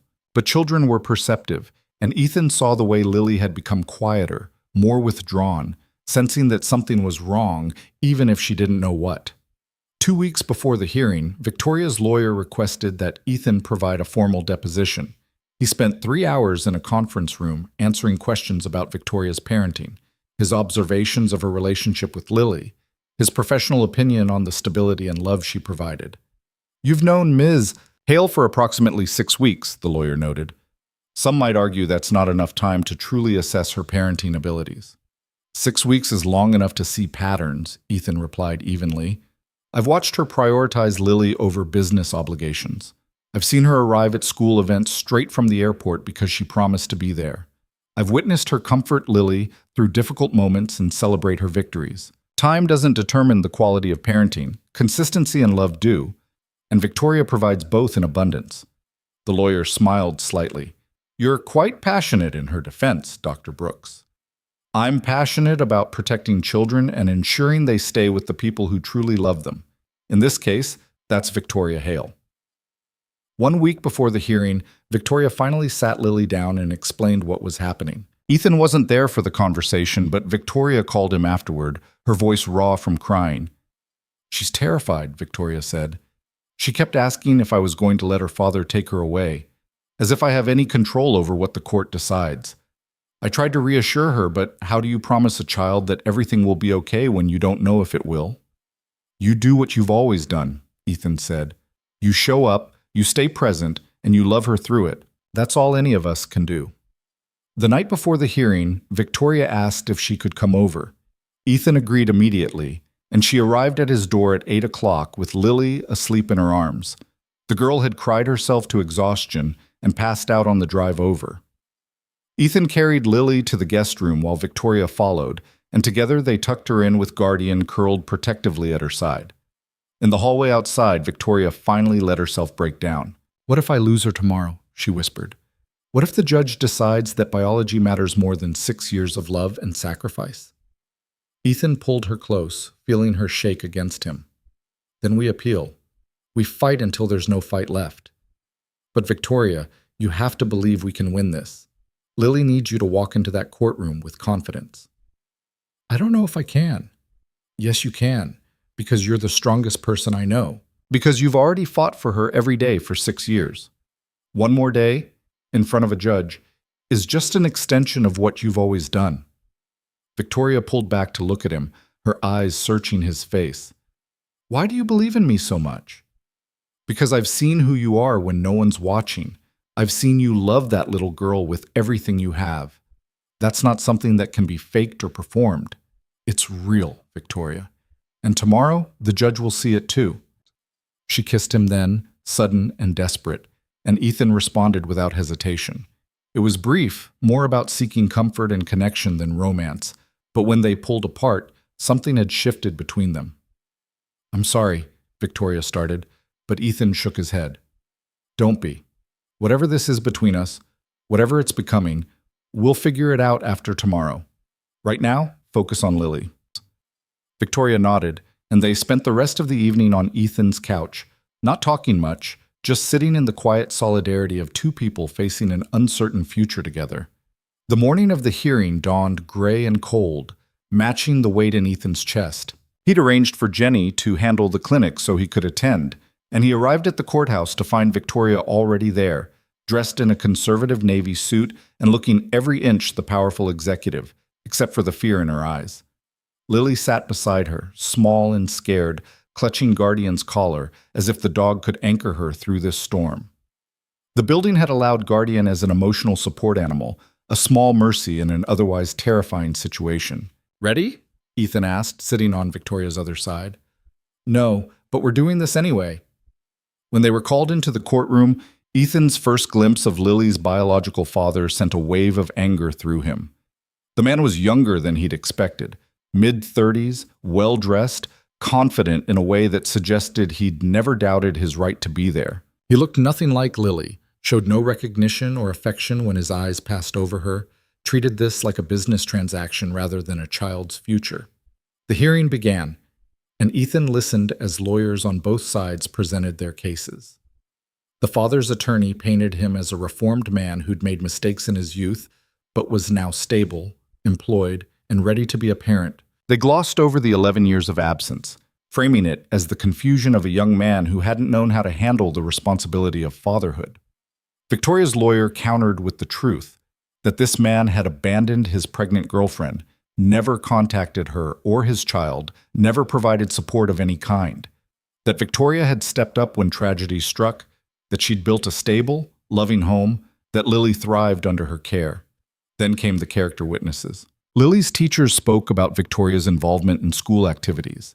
Neighbors testified to seeing them together constantly, at the park, walking Guardian, living a normal, healthy life. The school counselor described Lily as well-adjusted, happy, secure in her aunt's love. And then Ethan was called to the stand. He stated his name and profession, then waited as Victoria's lawyer asked him to describe his relationship with her and Lily. "I met Ms. Hale approximately 2 months ago when she brought an injured dog to my clinic," Ethan began.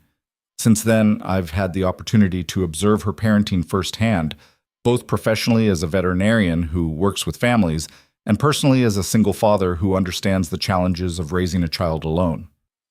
"And what have you observed, Dr. Brooks?" Ethan looked directly at the judge. "I've observed a woman who has built her entire life around ensuring one child feels loved, safe, and valued. I've watched her leave critical business meetings to attend school events. I've seen her comfort Lily through difficult moments with patience and wisdom. I've witnessed the bond between them, not the bond of legal guardianship or obligation, but the bond of a parent and child who have chosen each other every single day for 6 years. As a single parent yourself, Doctor Brooks, do you believe Ms. Hale provides adequate care despite her demanding career?" "I believe Ms. Hale provides exceptional care," Ethan said firmly. "She's managed to balance professional success with parental dedication in ways that should be celebrated, not questioned. Lily is thriving because of her aunt's love and commitment. That's not adequate. That's extraordinary." The opposing lawyer cross-examined him, trying to suggest his testimony was biased because of his personal relationship with Victoria. Ethan didn't deny the relationship, but maintained that his observations were factual, regardless of his feelings. Finally, the judge asked if Lily would like to speak. The courtroom went silent as the 11-year-old approached the stand, her voice small but determined. "My name is Lily Marie Hale," she said, "and Aunt Vicky is my mom. I know she's technically my aunt, but she's been my mom since I was 5. She reads to me every night. She helps with homework even when she's tired. She comes to every soccer game and every school play. She tells me every day that I'm loved and important and that my family might look different, but it's still real." Lily's voice wavered, but she pressed on. "I don't know that man over there. He's never been to my birthday. He's never asked how I'm doing. Aunt Vicky has been there for everything. She's my family, and if you take me away from her—" The girl broke down, unable to finish. Victoria was crying silently in her seat, and Ethan felt his own throat tighten with emotion. The judge called a recess, and they all filed out to wait while he considered everything he'd heard. Those hours in the courthouse hallway were some of the longest of Ethan's life. Victoria paced, unable to sit still. Lily clung to Guardian, her face buried in his fur. Ethan tried to project calm he didn't feel, offering reassurance he wasn't sure he believed. Finally, they were called back in. The judge looked at each of them in turn, his expression unreadable. Then he spoke, and the world held its breath. "I've reviewed all the evidence presented today," the judge began, his voice measured and deliberate. "I've listened to testimony from educators, neighbors, mental health professionals, and the parties involved. I've heard from the child herself, which is perhaps the most compelling testimony of all." Ethan felt Victoria's hand find his under the table, her fingers ice cold and trembling. He squeezed back, trying to transfer some strength through that simple contact. "Mr. Castellano," the judge continued, addressing Lily's biological father, "your attorney has presented you as a reformed individual ready to accept parental responsibility. However, the record shows a concerning pattern. For 11 years, you made no attempt to contact your daughter, provide financial support, or even confirm her well-being. You were aware of her mother's death 6 years ago. It was reported in the local newspaper where you were living at the time, yet you still made no effort to step forward." The biological father's lawyer stood. "Your Honor, my client was young and frightened when he learned of the pregnancy. He made mistakes, but he spent years building a stable life. Counsel, please sit down. I'm not finished." The judge's tone brooked no argument. "What troubles me most is the timing of this petition." "Mr. Castellano, you filed for custody exactly 3 weeks after a business magazine published an article about Miss Hale's company, which prominently featured a photograph of her with her niece and mentioned her considerable financial success. That strikes me as less than coincidental." Ethan felt a surge of hope, but he forced himself to remain still, to not react prematurely. "Furthermore," the judge continued, "the argument that Ms. Hale cannot provide adequate care due to her career demands is not supported by the evidence. Every witness testified to her consistent presence in Lily's life.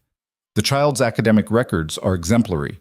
Her psychological evaluation shows a well-adjusted, emotionally secure child with a strong attachment to her guardian. The school attendance records show Ms. Hale has attended every parent-teacher conference, every school event, every medical appointment for the past 6 years." Victoria's grip on Ethan's hand tightened painfully, but he didn't pull away. "In contrast, Mr. Castellano, you've provided no evidence of a relationship with this child. No history of communication, no demonstration of parental bonding, no indication that your interest in Lily is motivated by anything other than financial considerations, or perhaps a misguided sense of genetic entitlement." The biological father's face had gone red, his composure cracking. "Your Honor, she's my daughter. I have rights." "You have the rights you've exercised," the judge interrupted sharply. "And for 11 years, you exercised none of them. You don't get to abandon a child and then claim parental rights when it becomes convenient or potentially profitable." Ethan could feel the shift in the courtroom, the collective release of breath as people began to understand where this was heading. But the judge wasn't finished.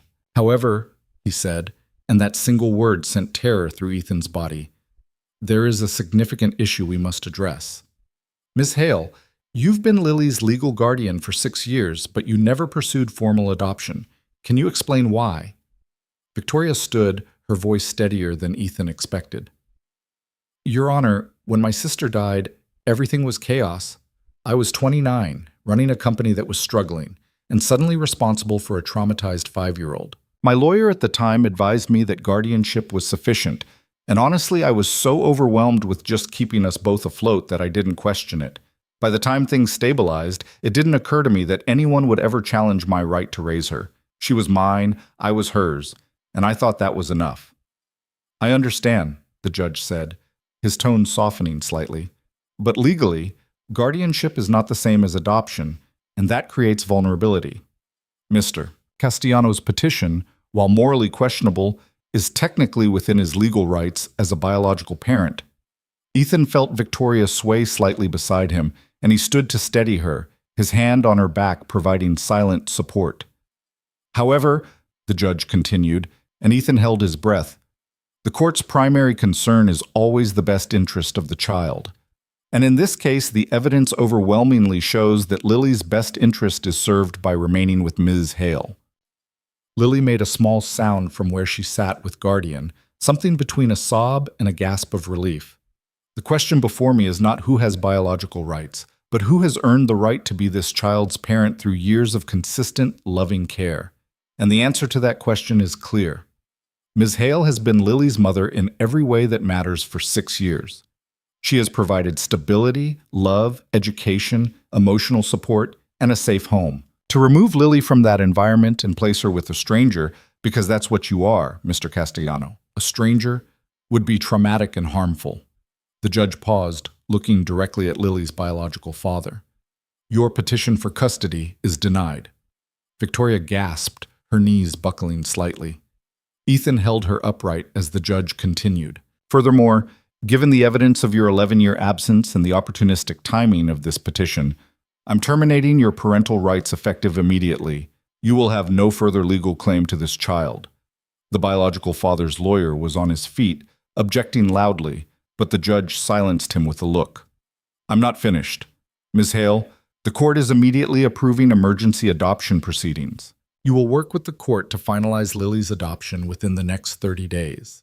This will ensure that no one can ever challenge your parental rights again. Lily deserves the security of knowing that the woman who has raised her is legally recognized as her mother. Victoria was crying openly now, unable to contain the relief and joy. Behind them, Lily had started crying too, and Guardian was whining softly, sensing the emotional intensity without understanding its source. This hearing is adjourned, the judge said, his gavel coming down with finality. The courtroom erupted.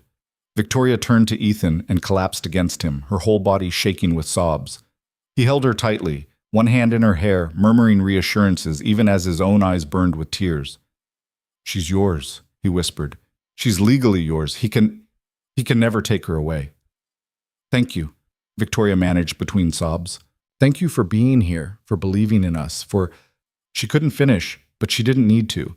Ethan understood everything she was trying to say. Lily appeared beside them, Guardian pressed against her legs, and Victoria immediately pulled her into their embrace. The three of them, 4 counting the dog, stood in the middle of the courtroom holding each other while lawyers packed up files and other families waited for their own hearings. Is it over? Lily asked, her voice muffled against Victoria's suit jacket. Am I really staying with you? Forever, Victoria promised, pulling back to cup Lily's face in her hands. In 30 days, the adoption will be final, and I'll legally be your mother. No one can ever take you away from me. No one. I thought he was going to take me, Lily whispered, fresh tears spilling down her cheeks. I thought I was going to have to leave you and Guardian and Noah and Doctor. Brooks and go live with someone I don't even know. Never, Victoria said fiercely. I would have fought until there was no fight left. I would have appealed and petitioned and done whatever it took. You're my daughter, Lily. You've been my daughter since the day your mom died, and you looked at me with those scared eyes, and I promised I would take care of you. Ethan stepped back to give them privacy, but Victoria reached out and pulled him back into the circle. Ethan was part of this victory too, she said to Lily. His testimony, his support, his belief in us when I was too scared to believe in myself. We won because people stood up for us. Lily looked up at Ethan with eyes so full of gratitude it made his chest ache. Then, without warning, she threw her arms around his waist and hugged him tightly. Thank you for helping us, she said. Thank you for being our friend. Ethan hugged her back, feeling the fragility of her small frame and the strength of her spirit. Always, kiddo. You're family now. The words slipped out before he could think about them, but once they were spoken, Ethan realized he meant them completely. Somewhere in the past 2 months, this woman and this child had become essential to his life. They were family in the way that mattered, chosen, committed, willing to fight for each other. Victoria's eyes met his over Lily's head, and the emotion there was so raw and vulnerable that Ethan felt his breath catch. They would need to talk about what this meant, about the feelings that had been building between them since that rainy night when she'd walked into his clinic. But not now. Now was for celebrating the victory, for reassuring a scared child that she was safe and loved, and would never have to face loss like that again. Outside the courthouse, the gray morning had given way to unexpected sunshine. Victoria's lawyer caught up with them on the steps, wearing a smile that suggested she'd enjoyed every moment of that hearing. Congratulations, she said, shaking Victoria's hand. That was one of the most satisfying rulings I've witnessed in years. Judge Morrison is known for cutting through nonsense and protecting children. You couldn't have asked for a better outcome. What happens now? Victoria asked, still holding Lily's hand like she might evaporate if she let go. I'll file the adoption paperwork this afternoon. Given the judge's order, it should move quickly. We'll need to complete a home study, but that's a formality given the circumstances. 30 days, like he said, and Lily will legally be yours. And he can't appeal? Can't challenge this? The lawyer's expression hardened. His parental rights were terminated. He has no legal standing to challenge anything. It's over, Victoria. You won. After the lawyer left, they stood on the courthouse steps in the sunshine, none of them quite ready to leave this moment. Other people flowed around them, lawyers in suits, families waiting for their own hearings, courthouse employees on coffee breaks. But Ethan felt like they existed in their own bubble, protected from the world by the magnitude of what had just happened. I need to call Noah, Ethan said suddenly. Let him know how it went. He's been worried about Lily all morning. Can we see him? Lily asked immediately. Can we go to the clinic and tell him? Victoria looked at Ethan questioningly, and he nodded. The clinic's closed today, but we can go to my house. I told Noah to wait there with Jenny. They drove in separate cars, Victoria's sedan and Ethan's truck, creating a small convoy through the town's streets. Ethan found himself watching Victoria's car in his rearview mirror, seeing Lily's animated conversation with her aunt, even from this distance. The girl looked lighter somehow, as if a weight she'd been carrying had finally lifted. At Ethan's house, Noah burst out the front door before they'd even parked, Jenny following at a more sedate pace. The 7-year-old ran straight to Lily, his face anxious. What happened? Are you okay? Did you have to leave? Lily's smile was brighter than Ethan had ever seen it. I'm staying. The judge said Aunt Vicky is my mom and nobody can take me away. Noah whooped and grabbed Lily's hand, spinning her around in a circle that made Guardian bark excitedly. Jenny approached Victoria with tears in her eyes. I'm so glad, she said simply. We've all been praying, hoping, she corrected quickly, that it would work out. Thank you, Victoria said, for caring about us, for supporting Ethan so he could be there today. Jenny waved off the thanks. That's what community does. We show up for each other. They moved inside where Jenny had apparently stress-baked enough cookies to feed a small army. The children demolished a plate while the adults tried to decompress, the adrenaline of the morning finally wearing off and leaving exhaustion in its wake. Ethan watched Victoria sitting on his couch, Lily pressed against her side, and felt something settle in his chest. This was right. This was how it was supposed to be. Families protecting each other, people standing up when it mattered, love proving stronger than biology or legal technicalities. After Jenny left and the children were occupied with a video game in the living room, Victoria followed Ethan into the kitchen where he was making coffee. I don't know how to thank you, she said quietly. You stood up in that courtroom and defended me, defended us, when you had no obligation to do so. I had every obligation, Ethan corrected. I care about you, both of you. And when someone I care about is threatened, I don't sit on the sidelines. Victoria was quiet for a moment, studying his face. What is this, Ethan? Between us? We started as client and veterinarian, became friends, and now we're something more, Ethan finished. I don't know exactly what yet, but I know I want to find out, if you do. I haven't dated in 6 years, Victoria said, the words coming out in a rush. I told myself it was because I didn't have time, because Lily needed my full attention. But the truth is, I was scared. Scared of bringing someone into our lives who might leave, who might hurt her the way her father did by disappearing. I couldn't risk her heart like that. I understand that fear, Ethan said. I felt the same way after Sarah left, terrified of introducing Noah to someone who might abandon him again. But Victoria, I'm not going anywhere. Whatever this becomes between us, I'm committed to figuring it out together. You can't promise that, Victoria said softly. People change their minds. Feelings fade. Circumstances shift. You're right. I can't promise forever. But I can promise today and tomorrow and the day after that. I can promise that I'll be honest with you, that I'll communicate when things are hard, that I'll fight for us instead of running when it gets complicated. Ethan moved closer, not quite touching her, but close enough that she could feel his presence. You've spent 6 years protecting Lily by keeping everyone at a distance, but maybe it's time to let someone in, to build something together instead of carrying everything alone. Victoria's eyes glistened with tears that didn't fall. That terrifies me. Good. It terrifies me too. but the best things usually do. She laughed, a watery sound that was half sob. You make it sound so simple. It's not simple at all. It's probably going to be complicated and messy and sometimes frustrating. We're both single parents with demanding lives and children who need stability. But I think it could also be beautiful if we're brave enough to try. Victoria reached up and touched his face, her hand gentle against his cheek. When did you become so wise? Around the time a stubborn CEO walked into my clinic with a bleeding dog and refused to leave him behind. She kissed him then, and it was different from the desperate kiss of the night before. This was deliberate, full of promise and possibility.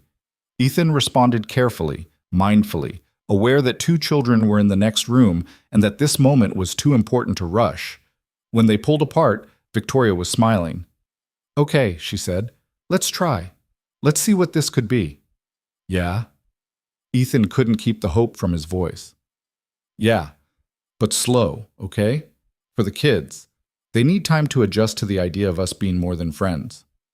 Slow works for me. They returned to the living room to find Noah and Lily playing with Guardian, their laughter filling the space with warmth. The children looked up as the adults entered, and Ethan saw Noah's quick, assessing glance between him and Victoria. His son was perceptive. It wouldn't be long before he started asking questions. Can Lily stay for dinner? Noah asked. Please? We're teaching Guardian a new trick, and we're not done yet. Ethan looked at Victoria, who checked her watch and then nodded. If it's okay with Dr. Brooks. It's okay with me if you call me Ethan, he said, at least when it's just us. I think we're past the point of formality. Victoria smiled. Okay, Ethan. The way she said his name, soft and careful like something precious, made his heart skip. They ordered pizza for dinner, and the 4 of them ate around Ethan's dining table like it was the most natural thing in the world. The children chattered about school and friends, and whether Guardian preferred pepperoni or sausage. The adults listened and responded, occasionally catching each other's eyes across the table with small smiles that promised more conversations later. After dinner, Victoria reluctantly said they needed to go home. It was a school night, and Lily had homework she'd been too stressed to complete earlier in the week. But as they were gathering their things, Noah pulled Lily aside for a whispered conversation that ended with both children looking pleased with themselves. What was that about? Ethan asked his son after Victoria and Lily had left. Nothing, Noah said with exaggerated innocence, just making plans. What kind of plans? Secret plans, you'll see. Ethan decided not to press. Whatever the children were plotting, it was probably harmless. Probably. That night, after Noah was asleep, Ethan found himself on the back porch with a beer he wasn't drinking, thinking about everything that had happened. In 2 months, his life had transformed. He'd gained new friends, watched a child be protected by the legal system, discovered feelings for a woman he'd never expected to meet. The quiet, predictable rhythm of his life had been disrupted in the best possible way. His phone buzzed with a text from Victoria. Lily's asleep. She wanted me to tell you that you're her hero. She said anyone who fights for someone they care about is the bravest kind of person. Ethan smiled and typed back. Tell her the real hero is her aunt, who fought for 6 years to give her a safe, loving home. I just showed up for one day. The response came quickly. You showed up when it mattered most. That's what heroes do. They texted for another hour, the conversation flowing easily between serious and playful, between discussing their children and sharing details about themselves. Ethan learned that Victoria hated coffee, but drank it anyway because it was expected in business meetings. She learned that he'd wanted to be a marine biologist before discovering his love for veterinary medicine. They talked about books they'd read, places they wanted to travel, dreams they'd put aside when they became single parents. Finally, around midnight, Victoria sent a simple message. Thank you for today, for everything. I haven't felt this hopeful about the future in years. Me either, Ethan replied. Sleep well, Victoria. You too, Ethan. The next few weeks passed in a blur of activity. Victoria worked with her lawyer to complete the adoption paperwork, submitted to the required home study, and navigated the bureaucratic process with the same efficiency she brought to running her company. The social worker who conducted the home visit spent 3 hours with Victoria and Lily, observing their interactions, touring their home, asking questions about their daily routine. When she left, she was smiling, I've seen a lot of adoption cases, she told Victoria at the door, and I can honestly say I've rarely seen a bond as strong as yours with Lily. This is clearly where she belongs. The adoption hearing was scheduled for exactly 30 days after the custody ruling, as the judge had mandated. This time, there was no opposition, no biological parent trying to claim rights they'd abandoned. It was a simple procedure. The judge reviewing the paperwork, asking Lily a few questions to confirm she understood and wanted the adoption, then signing the final decree. Ethan attended with Noah, sitting in the front row to support them. When the judge declared the adoption finalized, when Victoria officially became Lily's legal mother, there wasn't a dry eye in the courtroom. Even the court reporter was dabbing at her eyes. Outside, Victoria held the adoption certificate like it was made of gold. "She's mine," she whispered. "Legally, officially, permanently, mine." "She was always yours," Ethan said. "This just makes it official." They celebrated that evening at the nicest restaurant in town, a small Italian place with checkered tablecloths and candles on every table. The children were giddy with excitement, ordering fancy sodas and giggling over the cloth napkins. Victoria kept looking at the adoption certificate she'd brought with her, as if she needed to confirm it was real. "Mom," Lily said suddenly, the word deliberate and testing. "Can I have dessert?" Victoria froze, her eyes going wide. It was the first time Lily had called her that, the first time the title had been spoken aloud between them. For 6 years, it had been Aunt Vicky, a designation that acknowledged their relationship but maintained a certain distance. Now, with the adoption final, Lily was claiming the truth they'd both known but never fully named. "Yes," Victoria managed, her voice thick with emotion.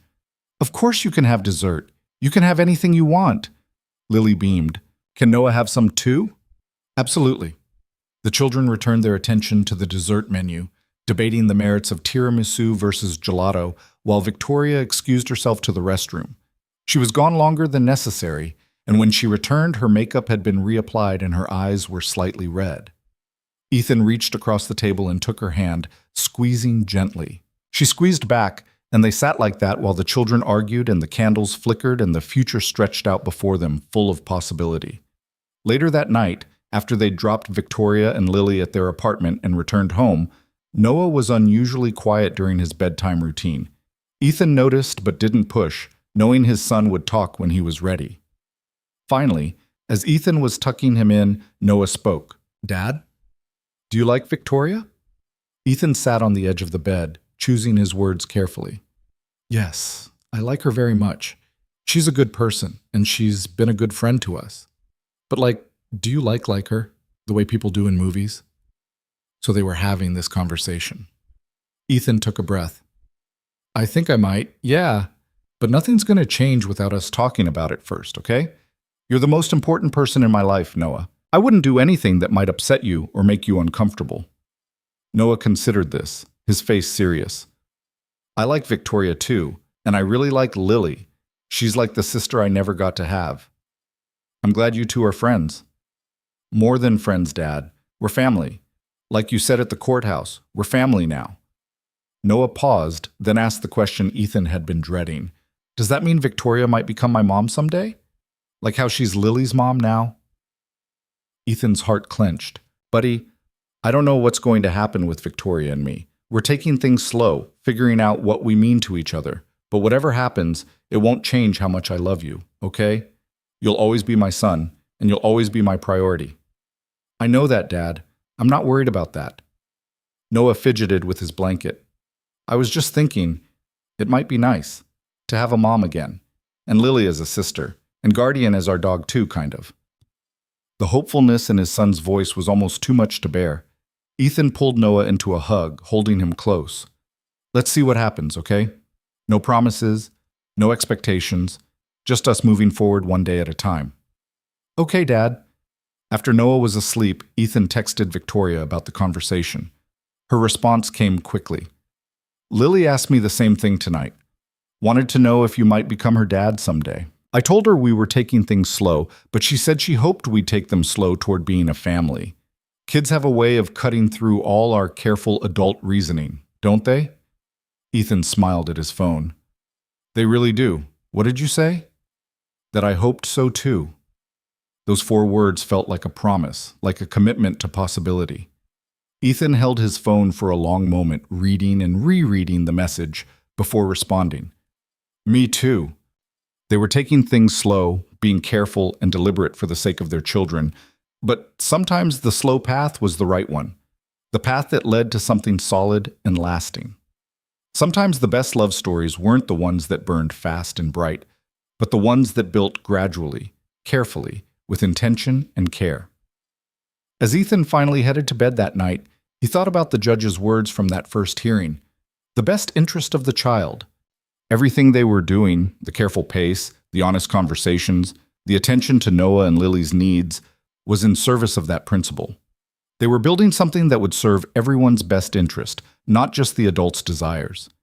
And maybe, Ethan thought as sleep finally claimed him, that was exactly how family was supposed to work. Not just 2 people falling in love, but a whole ecosystem of care and connection, where everyone looked out for each other and no one had to face the world alone. The weeks following the adoption fell into a rhythm that felt both new and familiar.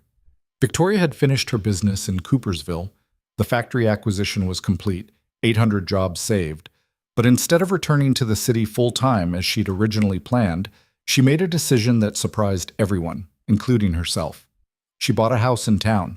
It's temporary, she explained to Ethan one Saturday morning as they walked through the empty rooms of a craftsman-style home 3 blocks from his clinic. Just for the next year while Lily finishes 6th grade.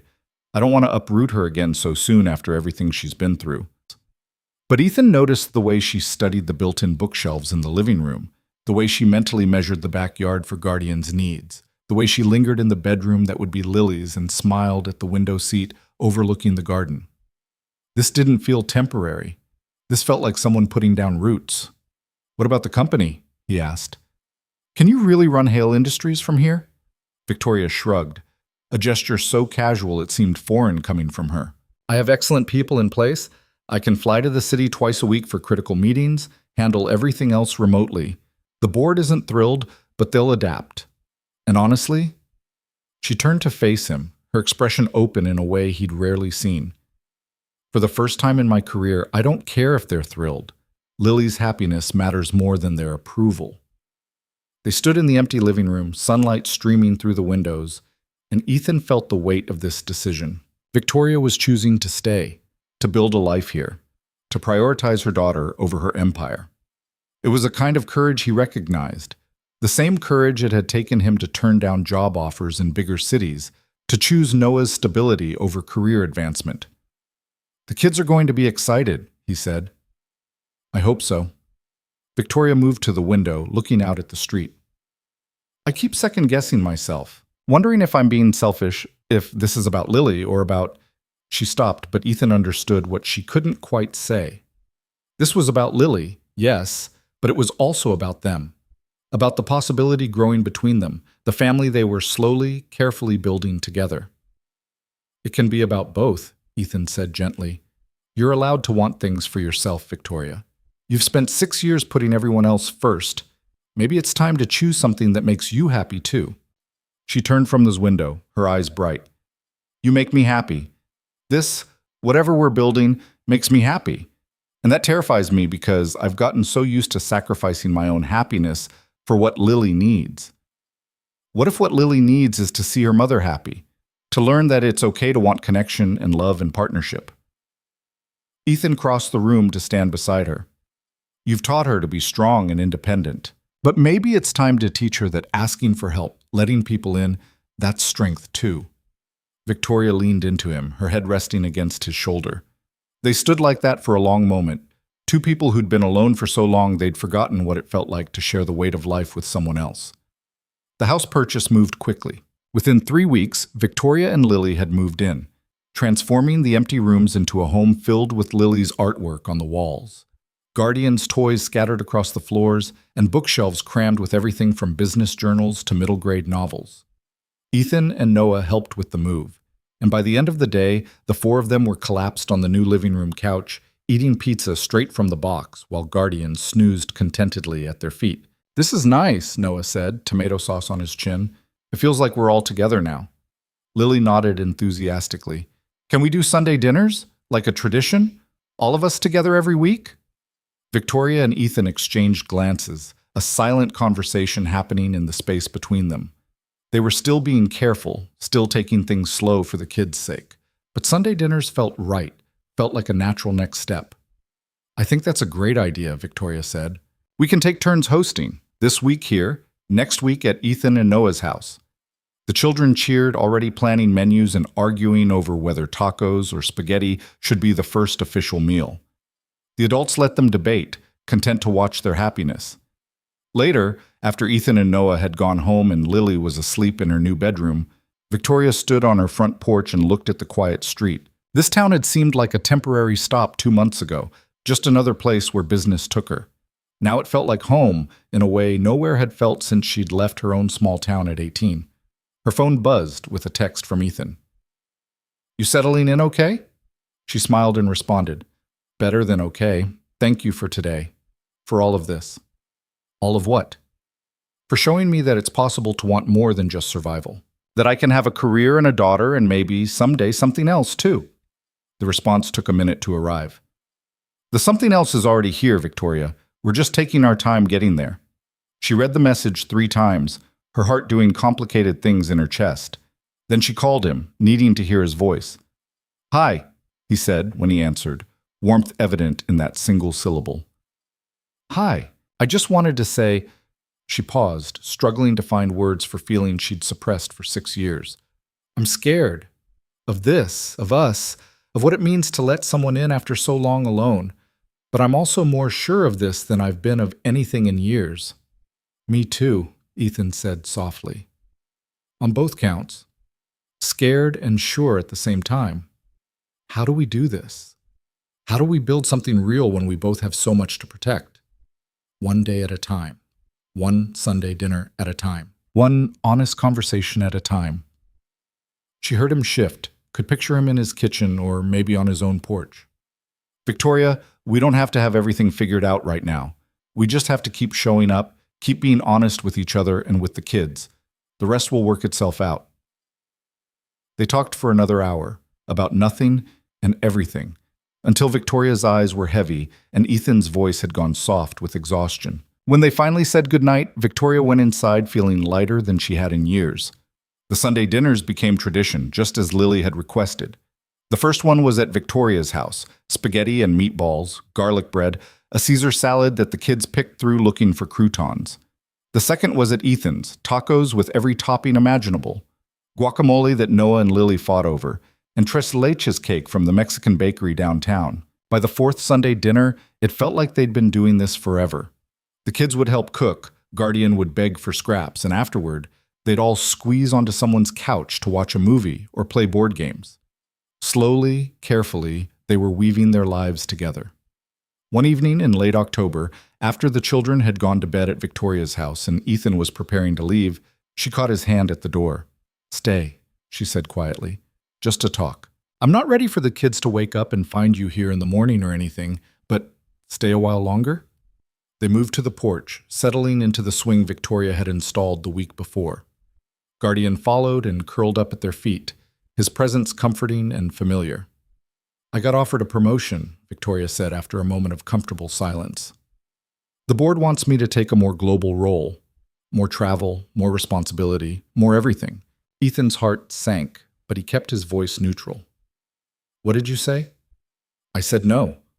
She looked at him, her expression resolute. 6 months ago, I would have said yes without hesitation. It's exactly the kind of opportunity I've been working toward my entire career. But now, she gestured at the house behind them, at the quiet street, at the life she'd built here. "Now I have other priorities. I have a daughter who needs stability, who's finally secure and happy. And I have us," Ethan finished. "Us," Victoria agreed. "Whatever we are, whatever we're becoming, it matters more than a promotion. Than climbing another rung on a corporate ladder I'm not sure I want to be on anymore." Ethan took her hand, threading their fingers together. "Are you sure? I don't want to be the reason you give up your dreams." "You're not.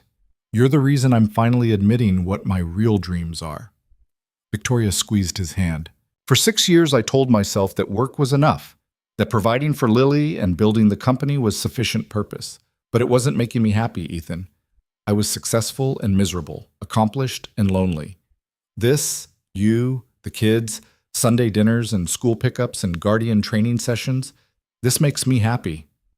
It makes me happy too, Ethan admitted. Happier than I've been since before Sarah left. Maybe happier than I've ever been. They sat in silence for a while, the porch swing moving gently, Guardian's soft snores providing a rhythmic soundtrack.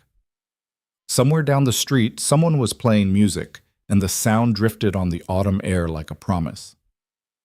I think I'm falling in love with you, Victoria said suddenly, the words tumbling out in a rush. I know we said we'd take it slow, and we are, but I need you to know that this isn't casual for me. You're not casual for me.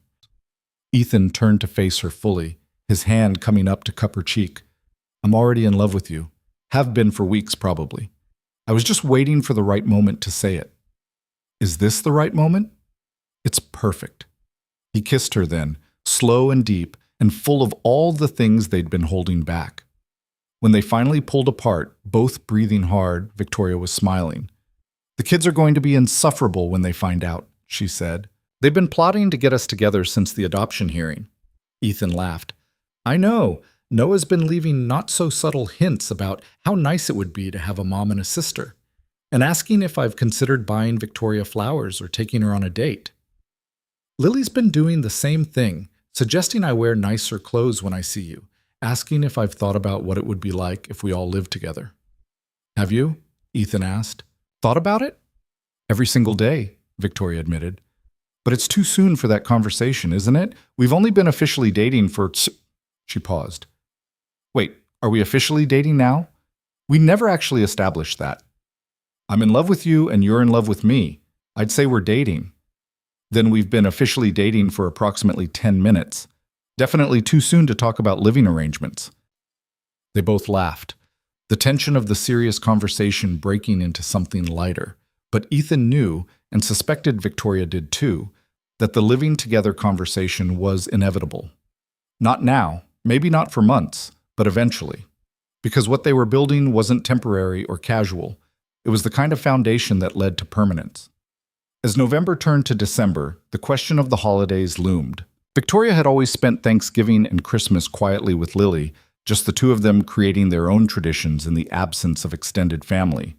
Ethan typically drove to his parents' house 3 hours away, subjecting himself and Noah to his mother's well-meaning but exhausting relatives. What if we stayed here this year? Ethan suggested one evening as they decorated Victoria's Christmas tree while the kids strung popcorn and argued about ornament placement. All of us together. We could make our own traditions. Victoria looked up from the box of lights she was untangling. Your mother would be devastated.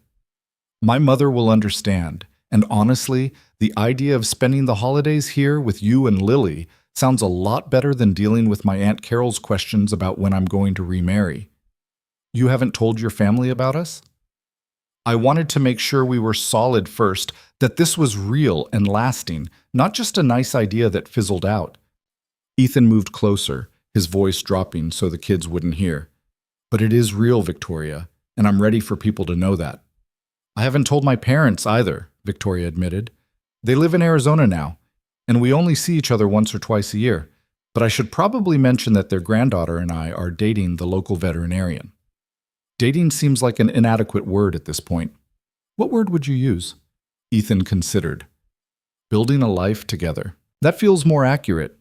Victoria's eyes went soft. Yeah, it does. They decided to host both Thanksgiving and Christmas at Victoria's house, inviting Ethan's parents and Victoria's to come meet the extended family their children had created.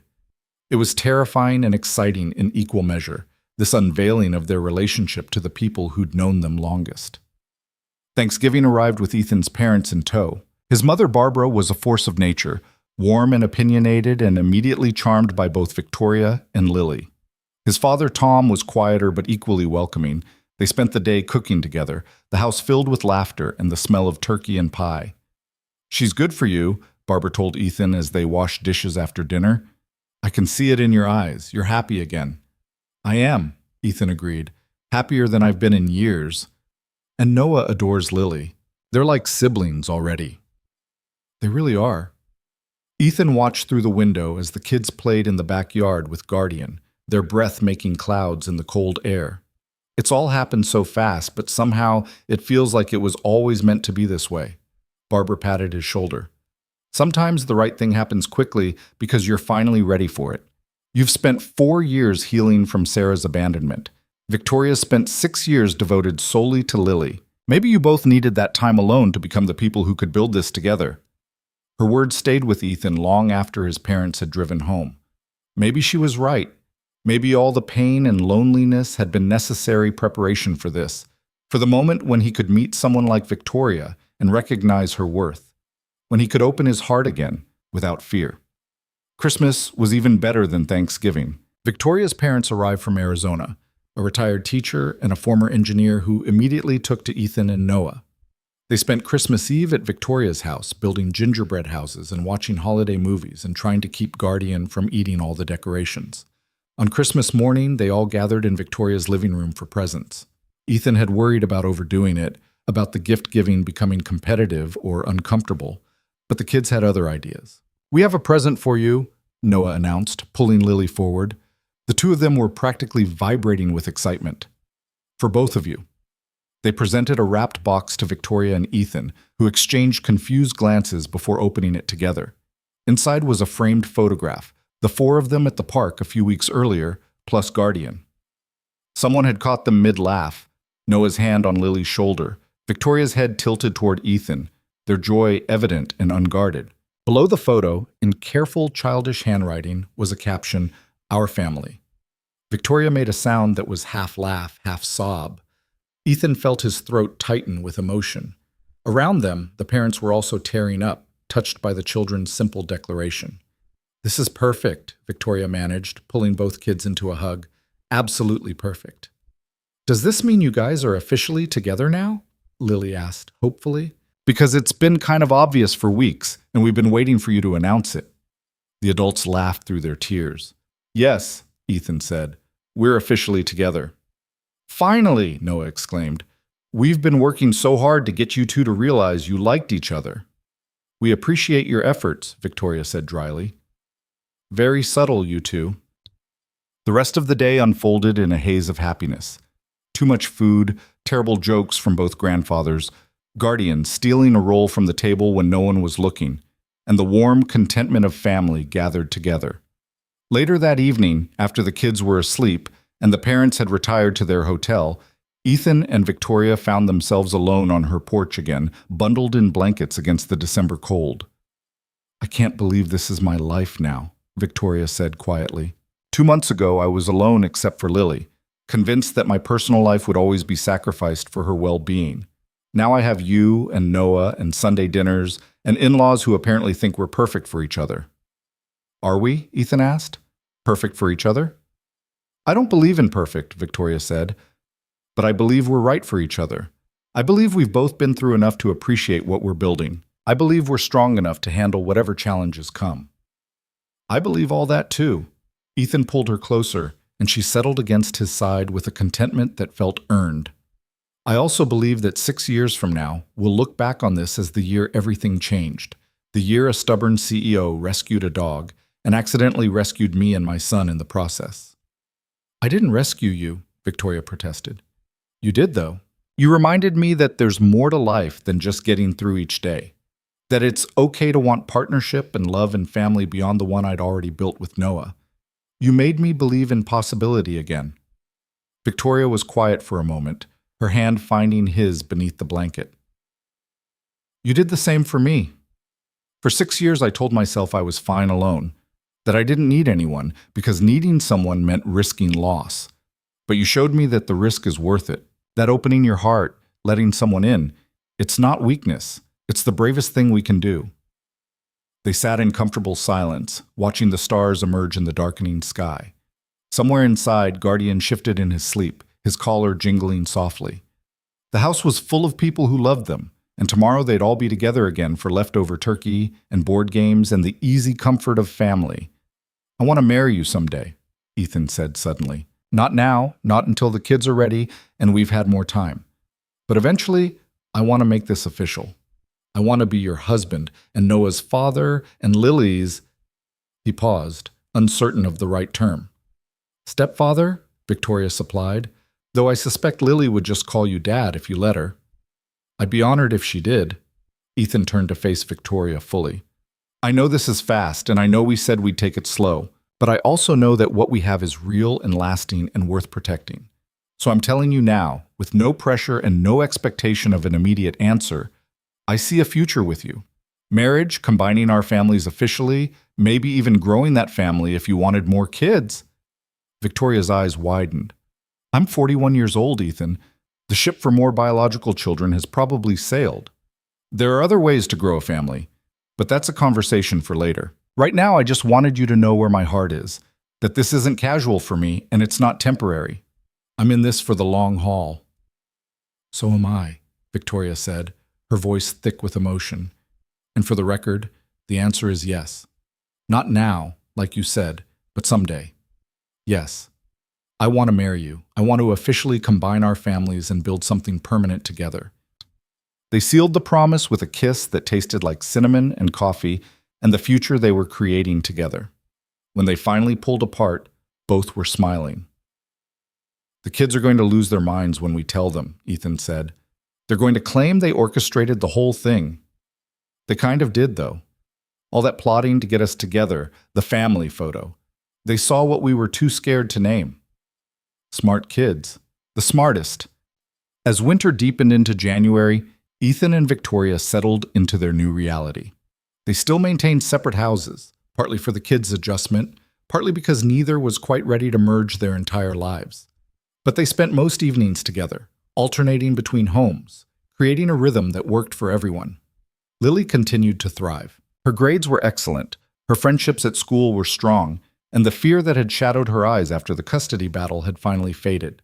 She called Victoria Mom, without hesitation now, and had started calling Ethan Dad, with a grin that suggested she knew it was silly but liked it anyway. Noah was happier than Ethan had seen him since before Sarah left. He had a sister in all but name, a maternal figure who attended his school events and helped with homework, and the security of knowing his family was expanding rather than contracting.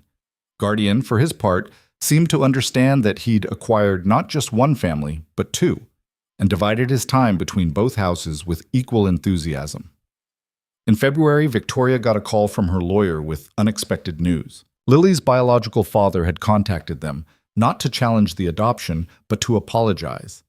He wanted to establish a college fund for Lily and asked permission to write her a letter explaining his absence, not to ask for forgiveness, but to take responsibility for his failures.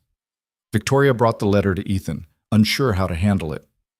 "What do you think?" she asked. "Should I show it to Lily? She's only 11. Is she old enough to process this?" Ethan read the letter carefully. It was honest without being self-pitying, took full responsibility without making excuses, and made clear that the writer expected nothing in return. No relationship, no forgiveness, just the acknowledgement that he'd failed and was trying to make one small amends. "I think you give her the option," Ethan said finally. "Tell her about the letter. Tell her what it says in general terms, and let her decide if she wants to read it. She's smart enough to handle the information, and she deserves to make that choice herself." Victoria followed his advice, and Lily decided she wanted to read the letter but didn't want to meet her biological father or have any relationship with him. "He's not my dad," she told Victoria matter-of-factly. "You're my mom, and if you and Ethan get married, he'll be my dad. That's my family. But I'm glad he's putting money toward college. That's nice of him." The simplicity of her response, the clarity with which she defined her own family, made Victoria cry happy tears for the rest of the evening. By spring, the question of combining households became more pressing. Noah and Lily were asking why they had to keep switching houses, why they couldn't all just live together. The adults' relationship was solid and serious, tested by months of daily life and found strong. "My house or yours?" Victoria asked one evening as they walked Guardian through the park, the kids running ahead on the playground. "Yours is bigger," Ethan said practically. "And you just bought it. But mine has history, and the clinic is closer." "What if we got a new place?" Victoria suggested. "Something that belongs to all of us, not just yours or mine. A fresh start." Ethan considered this. A house big enough for 4 people and a large dog, close to both the school and the clinic, with a yard for the kids to play in, and a porch, Victoria added. I've gotten attached to porch sitting. Definitely a porch. They started looking at houses that weekend, bringing the kids along to get their input. It became a family adventure. Sunday afternoon open houses, debating the merits of different neighborhoods, the kids claiming bedrooms and planning where Guardian's bed would go. They found it in late April, a sprawling 2-story house with 4 bedrooms, a massive backyard, and a wraparound porch that made Victoria gasp with delight. It needed some work, but the bones were good, and there was space for everyone to have privacy while still feeling connected. This is it, Noah said with certainty, standing in what would be the family room. This is our house, Lily nodded agreement. It feels right. Ethan looked at Victoria and she smiled. It does feel right. They made an offer that evening. The engagement happened on a quiet Tuesday in May. Ethan had planned something elaborate, dinner at the nice restaurant, a speech he'd been rehearsing for weeks. But in the end, the moment chose itself. They were painting what would be Lily's bedroom in the new house, all 4 of them covered in lavender paint and laughing at Guardian's attempts to help. The kids were debating whether posters or paintings should go on the walls, and Ethan was watching Victoria try to paint while also preventing Guardian from stepping in the paint tray, and suddenly he knew this was the moment. He set down his roller and pulled the ring box from his pocket. He'd been carrying it for weeks, waiting for the perfect time. Victoria. She turned, still laughing at something Lily had said, and stopped when she saw him kneeling in the paint-splattered drop cloth. Oh my! Ethan, what are you doing? Something I should have done months ago. He opened the box, revealing a simple diamond ring. I know we said we'd wait, but I can't anymore. I want to marry you. I want to officially combine our families, move into this house together, and spend the rest of my life showing up for you and Lily the way you've shown up for us. Will you marry me? Victoria's hands were over her mouth, tears streaming down her cheeks. The kids had gone silent, watching with barely contained excitement. Yes, Victoria finally managed. Yes, of course, yes. Ethan stood and slipped the ring on her finger, and then they were kissing while Noah and Lily cheered and Guardian barked and the walls of their future home echoed with celebration. Finally, Lily exclaimed, we've been waiting forever for you to ask her. I told you he'd do it soon, Noah said smugly. I knew he had the ring. The adults pulled apart to stare at the children. You knew? Ethan asked his son. Dad, I saw it in your sock drawer like 3 weeks ago. I'm not blind. Victoria laughed, pulling both kids into the embrace. You two are impossible. We're family, Lily corrected. That's what we are. And she was right. They were family. Not because of biology or legal documents or any traditional definition, but because they'd chosen each other. Because they'd shown up when it mattered, fought for each other when threatened, and built something solid and real out of second chances and rescued dogs and unexpected love. The wedding happened in late summer, a small ceremony in their new backyard with close friends and family watching. Lily and Noah stood up as witnesses, proud and tearful. Guardian wore a bow tie and behaved perfectly, except for one enthusiastic bark when Ethan kissed his bride.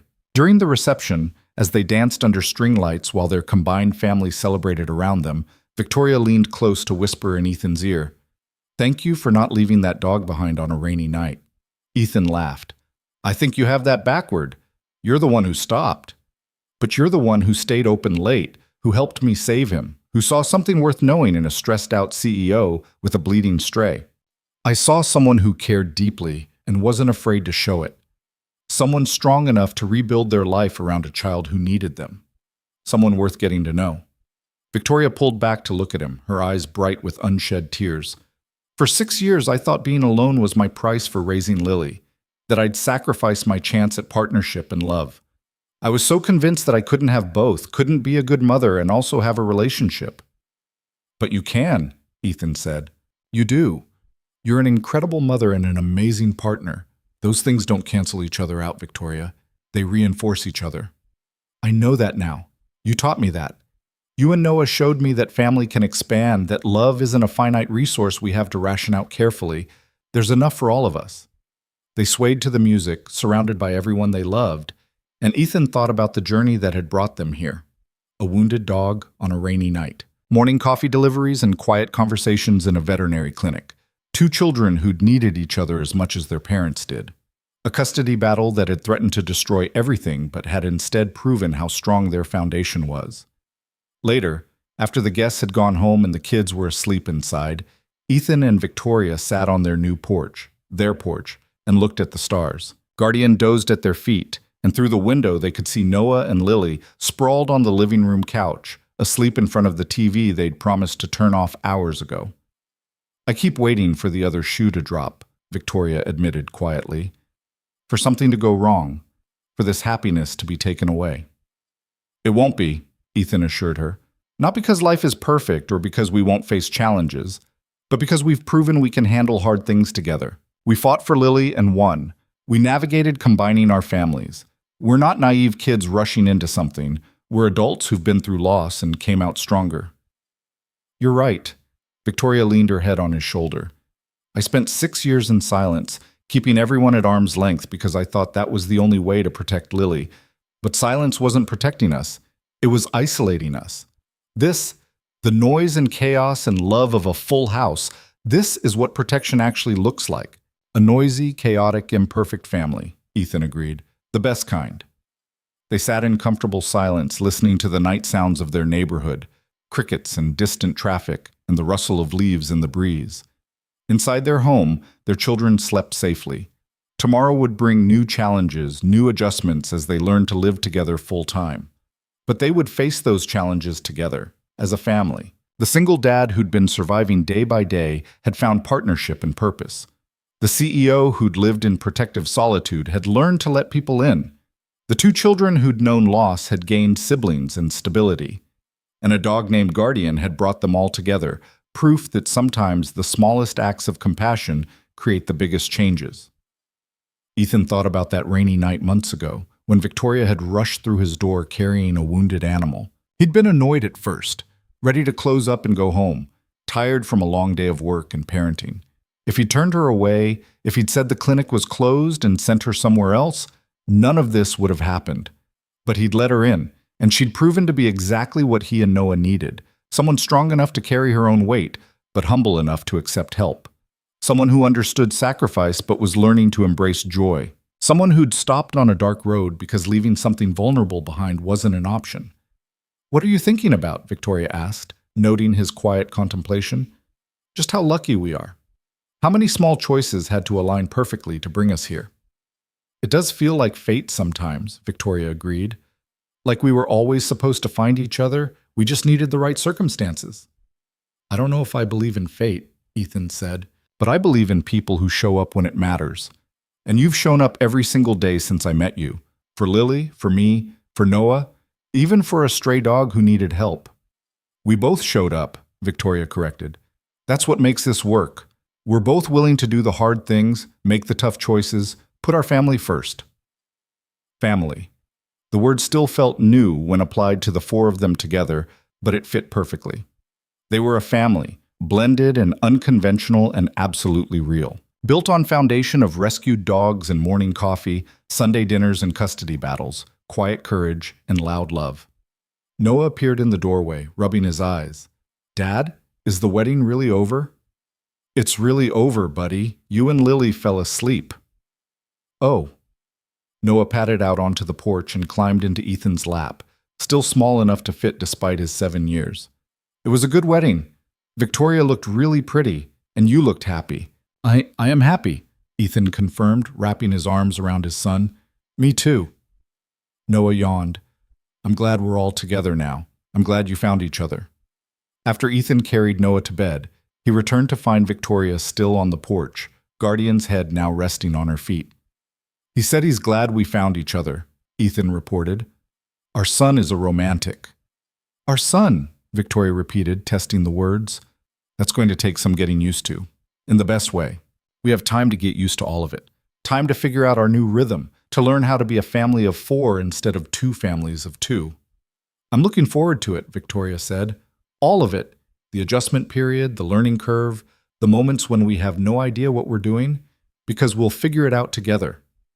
The night deepened around them, and eventually they went inside to their shared home, their combined family. The house that had been empty that afternoon was now full of love and laughter, of possibility and promise, of a future they were building together one day at a time.